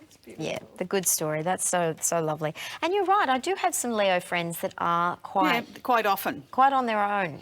Yeah, and you find But that longing for love. Yeah, but longing for love. And I mean, Rowena Wallace springs to mind. I mean, one of the most beautiful women in Australia, and love's eluded poor Rowie most of her life. I mean, you know, other than when she was on Sons and Daughters with my dear friend Tom Richards. But you know what I mean? They had such a magic chemistry on screen. And I know Lee, his wife, will excuse me saying that. But, you know, I mean, Rowie has been on her own, on and off most of her life. What's her birth date? I can't remember off the top of my head. I know she's a Leo. Now, the reason why I asked that, and I looked at a lot of people through my own research, those who were born on the 1st, the 10th, the 19th or the 28th of any month of the year, they've had a lifetime of learning, and I hate saying that word, learning or experiencing, standing on your own 2 feet, but they make great leaders. You can't. Absolutely. Unbelievable leaders. So if you're born on those birth dates, 1st, 10th, 19th or 28th of any month of the year, you're destined to be a leader, be number one, and often you will stand alone. See, there's the stick. Even the number one, it's there by itself. Marg just told me that her birthday is August 23, 1947. Well, Rowena. 23 is 5. So when you write the number 5 out, and you can do that at home while you're watching our show, just with a pen and paper.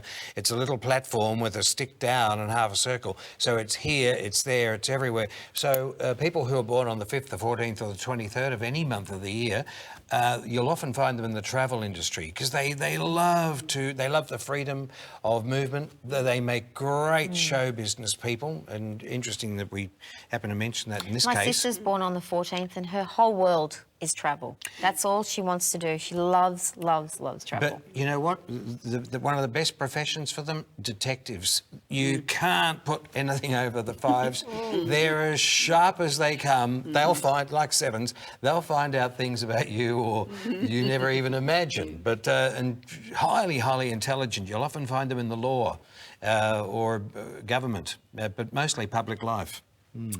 Oh, there you go. We'll be back after this break. So. And over to you, Francis. Renee, born on the 1st of the 5th, 1979. What is in store for me in 2017? Guidance would be appreciated.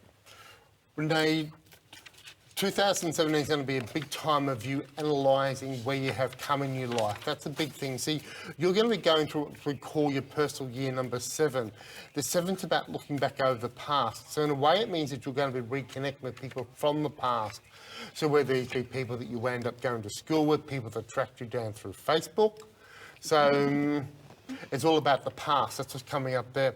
It's a big time also we're going to be re-evaluating what you've been doing where your work is concerned. You may find that you really no longer want to keep doing what you have been doing. It's a big time of change coming up there for you. July is a really important month. July is going to be sort of the time when your things really start to go forward for you in quite a big positive way. Where relationships are concerned, though, it's a time about letting go. With the seven often means separation in one way there or another. It's a time of sort of letting go of old friendships, worn out relationships, worn out associations. So now what's interesting, the tarot is sort of showing is that 2017 for you is going to be going on to a new chapter in your life. That's what the world is telling us. You're certainly going to get a chance to travel. March is standing out to be really important there for some reason, but definitely we've got travel coming up ahead for you. Your whole life, in a way, is going to be coming to completion in 2017 and moving on to a whole new positive, new actual chapter. That's what the world is telling us. There's going to be a lot going on family-wise in 2017, particularly involving your children and the younger people. There may be some difficulties here in one way or another. The 7 itself also represents troubles with the family or within the family. There could be issues amongst the younger people in the family, your children, etc. Your role there is to stand back and to be a support. The 7 itself is definitely a time for inner growth and spiritual development. Hope you have a fantastic year ahead and awesome 2017. Thank you very much, Francis. They're really lovely cards Yeah. that you've got there. They're Really actually nice called colours. the Lovers Tarot, Steve. Wow. I was just looking really, they're just like quite bohemian. They look like 18th century cards. And they're only the actual major arcana, as you can see. I'm not using the minor arcana. Do you carry those with you everywhere? Yes, I do. It's really important, isn't it, your deck of cards? Yes. Yeah, and if you have another pack of cards which you don't normally use, do you find that the readings change significantly? Well, with the deck of cards that is yours, you really have a strong connection with them. Yeah. Yeah. You know, they sort of become part of you. See, when you're studying tarot, it's about learning to form a relationship with the cards. Yeah. That's the big thing that's there. So do you suggest to go out and buy cards, or should you wait to be given them as a gift? I don't see the problem with you going out to buy them yourself. But however, if you want to follow tradition, get a friend to buy them for you. Yes, what I've heard. You know, but there's no problem in sort of buying them for yourself. Yeah. Okay. Because you'd Because want the the whole right thing is cards, that, wouldn't well, you? the thing is that you have to form that relationship with the cards yourself. Yeah. And if you buy a deck you don't resonate with, or somebody gives you a deck you don't resonate with, you're not going to get the enjoyment of learning them. Yeah. So, yep, that's my philosophy on it. Very, very true. All right, then, Gerry, we have Jodie Lee Coleman, 16th of the 6th, 1976. 2016 has been a very sad year and challenging for me and my children with the passing away of their father. My heart has been broken and I'm now going through my own healing process and learning to love myself again. I'm wondering whether I will meet someone new who will treat me properly with respect and love, and when this new man may enter my life. Hello, Jodie. Sorry to hear that you've had such a difficult 2016, and I commend you for actually going through those deep changes and processing. I have that sense that you've processed really well. You've been upfront with the children. So let's have a look at what is ahead for you. I feel like straight away the Emperor and the Empress come out, and I really didn't want to pull any other cards after that. So for me, yes, you're going to have somebody come back into your life, and I feel like it'll be around November next year. It doesn't mean that you won't meet them till then, but it does mean that that's when the relationship will form strongly, and that you will both acknowledge that you're to be together. Beautiful, beautiful relationship. I feel that he has a strong way in the world. I feel like he's very present either in business himself, or he's somebody who is high up in his work. I feel that even with that though, he's a man who's of the heart and of the soul, and he looks inward as well. With the Empress, that's you, and I feel like you come around again and being able to be loved in relationship. And there's a lot of respect here in this relationship, and there's maturity, and there's also a lot of fun in this relationship. I just kind of got that. And I have to pull one more card. And the Justice card, I love that. I love that for you because the Justice card tells me that you have a strong past life connection and that it will be a very deep commitment. And I do feel that the Justice card signifies that you will have marriage. So I hope that's been very helpful for you. And happy Christmas and New Year, and take care of your beautiful heart. New chapters. All right, Kerrie, Julianne, 4th of the 11th, 1958. Where is my life heading? She just needs some guidance. The first thing I'm getting is I feel there's a lot of confusion around you and you really need to take control of your life, because I feel too many people tell you what to do.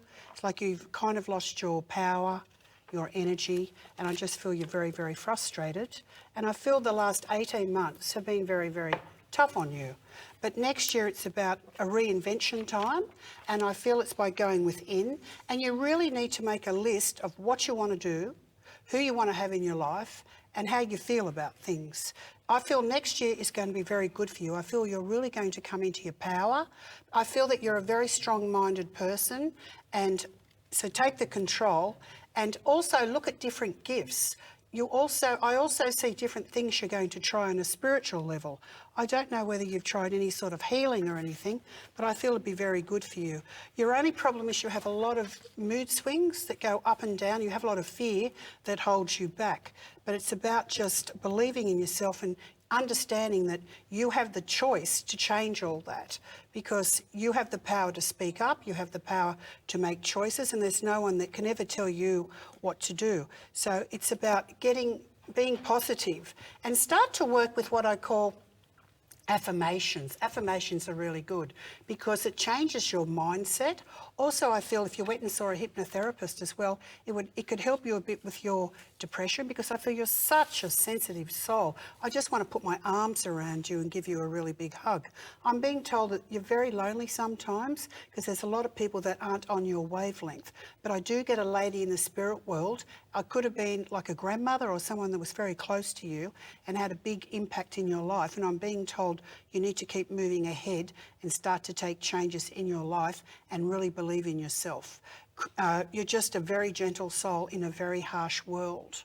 So use boundaries, believe in yourself, and start to bring in joy, because next year it's an opportunity for you on a spiritual level. Love and blessings, and have a wonderful, wonderful Christmas. Thank you. And I do think that sensitive people, sometimes it is a tough world.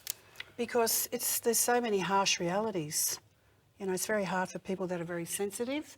You know, even the work we do as psychics, it's very hard, because at the end of the day, you don't have a lot of friends. And I feel family becomes more important because people they can be harsh, can't they? And you get oversensitive. Look, I do physical mediumship and I find I'm very, very sensitive. So I'm very restricted with who I actually let in my life. And I feel she's the same, actually. Very sensitive soul. Yeah, I mean, just sometimes just getting up every day, getting dressed, showing Which a up. lot of people can't do. Well, it's, it's a lot of actually people quite say, "I want a difficult for a reason lot to get of out people. of bed." Exactly. Yeah. You know, it is. It's the world for the survivors. It's about and there's a the lot of mind, sensitive people really out there. getting the mind positive. Like affirmations are really good. And hypnotherapy is really good for all that sort of stuff, isn't it? Depression. I'm a Definitely. huge believer in hypnotherapy. I think once it Really goes down to the changing your subconscious, it mindset. needs to be changed. Absolutely. And you have to reprogram that, because we're reacting from our subconscious That's rather right. than our conscious. And, you know, people just go around in circles doing that their whole life. They can try and change. It's like a Band-Aid over the top. But unless they actually change it on the subconscious level, they're not going to be able to break the patterns. It can also be past lives, bring in baggage from Yes. other lifetimes, and they can turn into phobias and blocks and everything like that. And it's very important, past lives, isn't it? Yes, Very much so. definitely. That'd be a great topic for a night to discuss. Okay, yes, well, Jodie has already given feedback, the lady that you just did the reading for, and she just wanted to say thank you very much. She loved the reading and she's very, very grateful. Oh, you're really welcome, Jodie. Thanks for writing in to us. So our feedback is important to us. So please email us at allaboutyou@gmail.com or on our Facebook or on our website, just to give us some feedback on how we're coming along, what you're thinking of the readings, and just to keep those lines of communication open. All right, now, where are we now? Over to you, Steve, for more predictions. Yes, if you're born on the 7th, the 16th or the 25th of any month of the year, and this is for the week commencing December 19, just for this next 7 days, 2016, your smile this week will work like a magnet and luck seems like a halo around you. It's a great week to celebrate your friends or meet someone special. And if you're born on the 8th, the 17th or the 26th of any month of the year, this coming week for you people looking for a holiday, you can't wait to bust out of work and get away from it all. But for others, the week is spent writing down ideas connected to your future. Now, look out for January too, by the way, number 8, because it's going to be a turning point for you. And if you're born on the 9th, the 18th or the 27th of any month of the year, this coming week for you, overindulgence has to be guarded against, and you may find yourself the centre of attention in some circles. Keep a wide berth from those who are argumentative, but look out for some rewards as far as jewellery goes. It could be a jewellery spangled Christmas for many of you as far as presents. That's a nice affirmation. Nice little Pandora bracelet for if a you're born present. on the 9th, well, there's a bit of a plug there for everyone loves Pandora, don't they? Oh, those shops, they actually have a queue. They have a little line out the front where people can queue to get into the store. This segment is brought to you by Pandora. Our future sponsors. Thank Well, they you. may very well be. Bit of bling for the nines. Yes, that our and Twinings Earl Grey tea. weekly predictions are up on the net for you. And Now, speaking of topics that we can discuss on upcoming shows, please give us some of your insights and thoughts on what you'd like to talk about, whether it's meditation, hypnotherapy, like we were discussing, past lives, Reiki, meditation, groups, circles. Let's get the conversation going, because there's a lot of education in these fields that I think people really want to access and don't have means to. So we're here for you. These guys don't just do great readings, they are a wealth of knowledge, just an absolute wealth of it, and they're here to be tapped into. Now, here's an idea which I just thought of, and because it's all about you, and what I would love to hear from you, how are you coping in a world that's adjusting to online activity? It's online has affected so many businesses, hasn't it? The photographic world, the retail world particularly, both of our radio and TV industries. We're at crossroads, and as we move into this new, not just millennium, but new medium, the online activity, how's it affecting you? Now, write in your questions to us with your birth date. Are you at crossroads with how the online world is adjusting your world, or how are you adjusting to its world? Because you're watching us online, but how are you making that big adjustment? There's a lot of older friends who I know from working in radio, and I'm seeing online they're lamenting about the past. They're very sad, and I'm with them to a degree. Not always do I want to get pushed on either, because I loved radio. I don't think radio is finished. A lot of people are saying radio has had it. It's phasing out. It's certainly not. It's such an intimate medium. I think it'll evolve. Radio is such a one-to-one. And what I found when I was working on radio for 30 years, and I'll continue to hopefully work in radio again, but radio, unlike TV, really teaches you, with talk radio especially, teaches you to talk to listeners, whereas music radio teaches the jocks on air to talk at. Now, we had to evolve in the 1950s. All this top 40 came along, and all the kids were wanting to know about the top 40 songs. So the guys on air were being very Americanized, and we're doing the top 40 and the top 100. That's still going, but it's interesting to see how radio is evolving. And I get a bit annoyed how sometimes when I hear people in our industry saying, radio industry, saying, oh, radio's finished. It's not finished at all. It's just moving on to onto the new platform. But I want to ask you at home, how are you adjusting to online in your industry? Send in your birth dates to us. Seeing as that we're online as a show. Yeah, and that would be very interesting. And a lot to of people see. don't watch TV anymore, and that, you know, this is a new medium. And it's a fabulous new medium. I don't think radio TV's dead either. People are quick to write TV off. I think it'll marry itself into online. It's a very valid point, Steve. I think also what they're doing is they're moving, the giant medium of television is moving with the times slowly as well. And they're bringing in some of these amazing series now. So I'm getting people that instead of watching just, you know, commercial TV, they're actually going on and watching box sets of an entire series, and they're really well produced, and they're really good budgets, and they're fantastic storylines. And I, for one, you know, I'm a big fan of a lot of them on Showcase and Netflix. So I think we do have to move with the times, but I agree with you. I'm still very much of the echelon that I still like to have a conversation with someone or pick up the phone and call them. And my son will often say to me, "Mum, why did you call me? Why didn't you just text?" Well, I wanted to speak to you. He said, "Well, you could do that faster in a text, Mum, seriously." But, you know, isn't it interesting, whether you're at the bus stop or any railway station around the world, and it's interesting, you see everybody's mobile phone, they're in their own little world. But people were saying, never in our history of time have we seen that. But I hark back to when we were remembering people on trains in 50s, 60s and 70s. Everybody had the herald up or the paper, and they were like, there's no one could talk to each other, communicate with each other. Got to keep moving on here. We're moving on. What we want to do to wrap up the show this evening is find out from each of you individually what you expect for all of us for 2017. So starting with you, Gerry, what do you see ahead for 2017? Well, I think it is a big year of new beginnings because we are going into a one, but I feel with the eclipses, we're actually to have that new beginning, to be that new person, we're really being forced to drop away the old patterns. And you know, we've talked a lot about the eclipse on the 11th of February, and that involves nearly every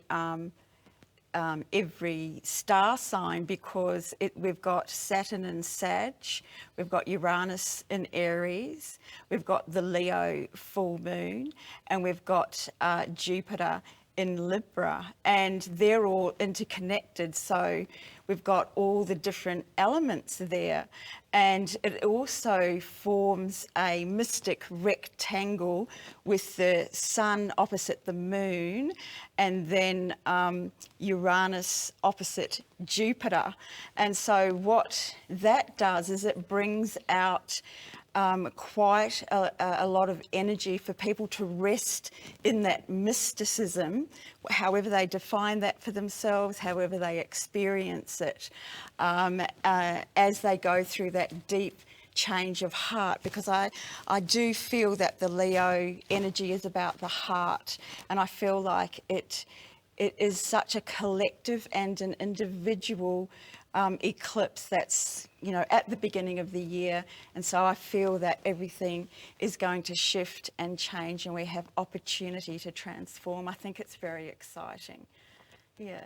Great. Well, that's for all of us. So, okay, Amanda, what do you see? Okay, well, moving on for next year, I still think Saturn in Sagittarius is going to play a very, very big role because he's only roughly just over the halfway mark. So we've still got at least another 12 months of Saturn in Sag. So what that means to me is that we can all now start to become excited about our future. We've done the hard yards. We've all sort of sorted things out, whether it's been a year of letting go or whether it's been an action year or whether it's been not so much an action year for you. Everybody sort of said to me at the beginning of the year it was going to be an action year and it was going to be great and all this sort of stuff. And yeah, it was a year of action. It just wasn't quite the way everybody expected. But what they need to look at now is that we've done the hard yards. We've put the good, solid foundation in place. Now let's capitalise and work with Saturn. That gives us the discipline and the stickability to take our plans forward into the future. Forget about what's going on politically. It doesn't matter who's in power. There's always going to be a recession or a boom time. Let's not get caught up in the media hype about that. Let's look at what we can create as an individual and then collectively for 2017, I really think it's one of the most powerful years we're going to see in a long, long time. And that's so true about the political realm. Like there's always going to be someone in power. Of course. There's always going to be people in opposition. There's always going to be policies that are given out that aren't followed up. There's always going to be economic crisis. So it is something individually that we do have control over is ourselves. We do. And also within communities. And I think that's quite strong.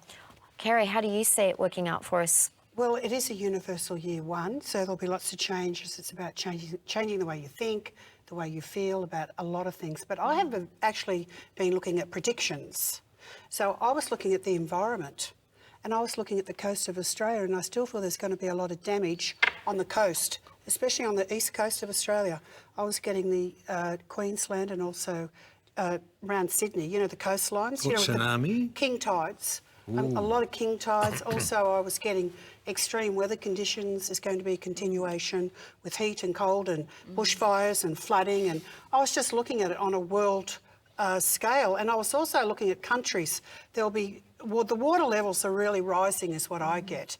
And that's going to be very significant in the next 5 years. And poor New Zealand, Kerrie. Oh, my goodness. Gee, they've been belted around I feel there's lot. going to be more of that sort of disruption to the Earth, because I've been looking at the planet and what's happening to the planet. I know we're all changing, and it's a very positive year, like Amanda said, the rooster year. But it makes me cringe when I see what we're doing to our planet. And it's very important to teach the younger generations about the environment and what's happening. But I do see lots of changes also in Australian politics. I saw a few changes in the Liberal Party, which I thought was very interesting. So watch this space. And also, which is going to be very, very interesting. Also, I'm just trying to think. Also, I saw the ISIS thing. Yeah. I still feel that's going to continue. But I feel people are more aware now. So we are safe. But I did see some negative things, but I won't go into it. But boy, there's going to be so many changes. I'm worried about earthquakes around Japan and all that nuclear energy falling into the ocean. Yes. And also about the South China Sea. That's very volatile. It's almost like the world's busting for a war. It just makes me sad to see so much what we do to the planet and what we do to each other. But man with has all the always wars. been at war with himself I know, one way but or another, hasn't he? Now you watch it on TV. It's like you're sitting there watching the war on TV. And it's like everyone's It's immune to ridiculous. it. It's like one of those games. I know. Computer Well, games. how many of those? They're like talking of the top 40. They're so popular, aren't they? It's And they're terrible. desensitising people. they and they are. know it. There's statistics out there showing. And that's the younger generation growing up desensitised. So when they see things like ISIS, it just seems like one of their games. But it's for real. And no one, like losing I their just lives. couldn't believe living right there in Collaroy when all of that was just broken away from the coastline earlier this year yes. in March. That was a Manly. huge shock for me because one day the beach is there, the next day it's gone. Well, I predicted it 10 years ago there was going to be a lot of changes to the East Coast, but I think it's just the environment. We all know this. Big changes. I in remember the weather. I'm showing my age here, but back in 1974 when we had the king tides on the Gold Coast and the wave for going way over Marine Parade into the foyers of all the high-rise apartment towers, and we thought, we're going to lose these towers. Really? Yeah, it was absolutely flooded. The water was just coming in from the ocean. The only thing holding up those towers, because they're all on sand, is their own weight. Yes. Now, get your head around that one. So when we used to stand back at Currumbin, some of them were like this and whatever. They sinking into the sand. Yeah, but you look at the enormity. I love the Gold Coast. That's what's holding them up their own way. Yeah, their own weight. they're so heavy. They're just massive concrete. They're just any builder will tell you that the weight is so heavy. It's just plonked there on the earth. They're not going to fall over. Well, we still don't know nature fully, do we? No, we No. No human And it's in control. can successfully engineer nature. Also, there's going to be more UFOs More UFOs. sightings. Absolutely, it's all coming Oh, out. Marg just said bring them on. She loves it. So good on you, Marg. Great. Not near my place. Thank you very much. I can do without them. And Francis. Thank you. Yes. Okay, for 2017, I do believe in looking back in the past as what has happened. When we look back into history, we noticed that 1945 was actually also a number 1 year. 1945, for those historians, of course, would know that was the end of the Second World War. But what's interesting is that it took until the incoming of the friendly 2 year. When we look at numerology, we need to remember that in fact it runs in 9-year cycles. September being the number 9 month means in effect that the old 1 year will start dying out in September. We will then see the incoming of the friendly 2 year. I believe that's when we're going to start getting on top of ISIS. I always believe that good will outdo bad. I don't believe in the opposite. Love will always win over hate. There's no question of that.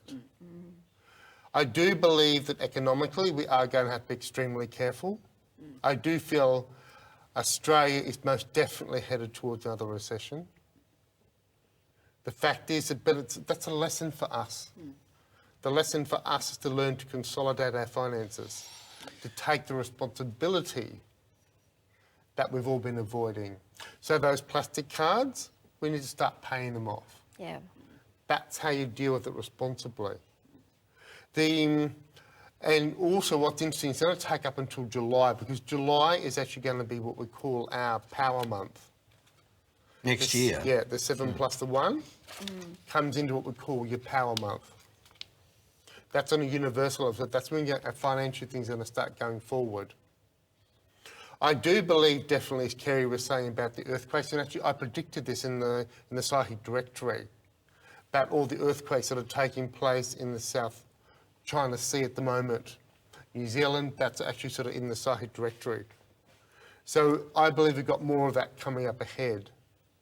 But I do believe these changes have been necessary to make us look at things in a whole new way.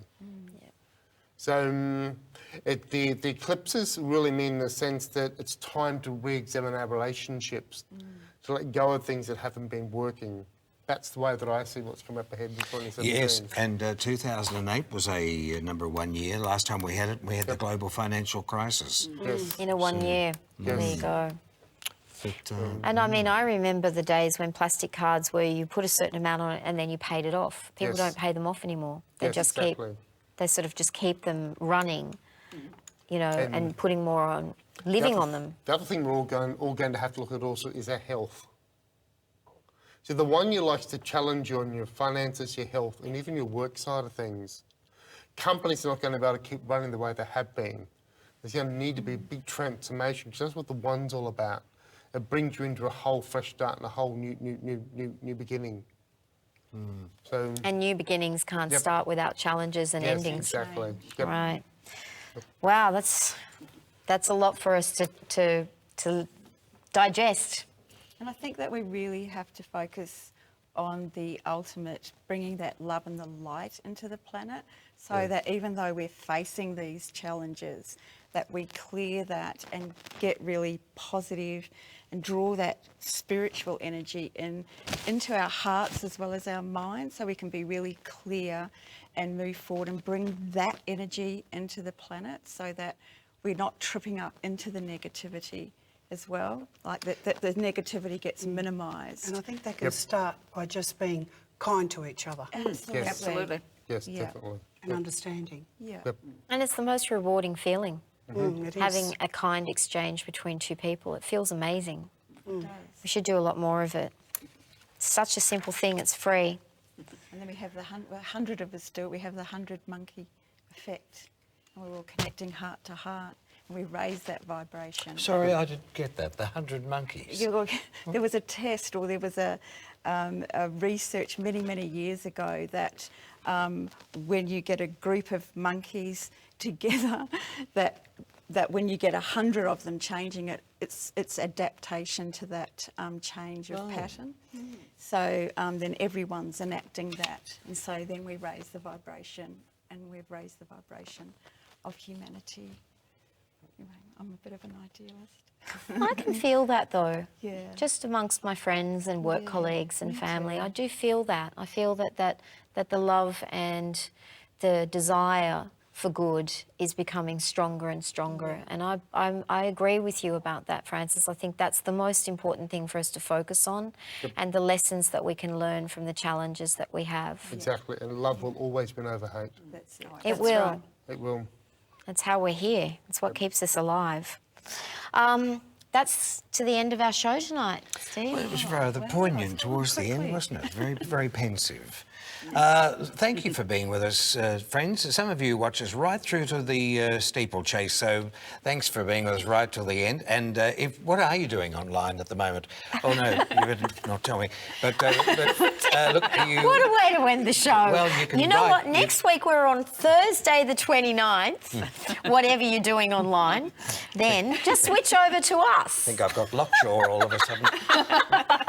But you can send into our inbox and have a poll, Gerry. Well, we're not on until Thursday the 29th because the next one's Boxing Day. Here we go, Steve. Another one for you. That was a real pain for you. Now, I wore a hat at the beginning of the show, so you have to wear a hat at the end. That's what's going to happen. Here we go. Sorry. Now, Steve, Merry you lost Christmas, your bum. everybody. Oh, there you go. There we go. Oh, I've got one more. We've got Looks like I've been through the VO5 wind tunnel. Oh, Oh, you get a bang out of that. Okay. I wanted to get some toys. Oh, look. I got my own reading cards. Oh, look at that. My own reading cards. here you go, Steve. Hold on, what's this one say here? Here you go, Francis. It says here. Merry Christmas. Oh, thank you. Oh, I like that. Just the major arcana. Dear Steve, I love the show. man. But Oh, thank you. I'd just like to say, Viv is a naughty girl. Oh, it does not. That's why I got to be your co-host, Steve. We'll There have you film go. at 11. What's this? That's a plane for you to go and over the show. Oh, how You might have to get onto that fitness program if you want to be able to I get that need to it, carry love. you I'm over looking the like oceans. a busted Frankfurt under this number, I tell you. You wait until we just go off air. Oh, Now, well, we're not on to air next week, I don't believe. I think we're having a week off. we're on December 29. Mark that in your calendars. All right. We are not on. It's a That's the new moon, Thursday. isn't it? The new moon? Is that the new moon in Capricorn? Is that the next new moon? Oh, I think it will be, Gerry. You've caught me off guard there for the moment. You have put all the astrologers off guard. We don't know when the next Preparation prevents poor presentation. I think we've just nailed it there. No, we're just getting excited about Christmas, so that's what it is, you We see. are. We're winding down to the We're end. winding down. We're We can winding relax up. now and have a great yes. Christmas. Oh, Have a fantastic Christmas, everyone. Yo-yos. Oh, you got a yo-yo. Great to see you Yes, on I'm going December to go 29. and play, you see. I've got to be more playful. Well, I'll clap to that. Hurry, Reverend. Bye-bye. See you later.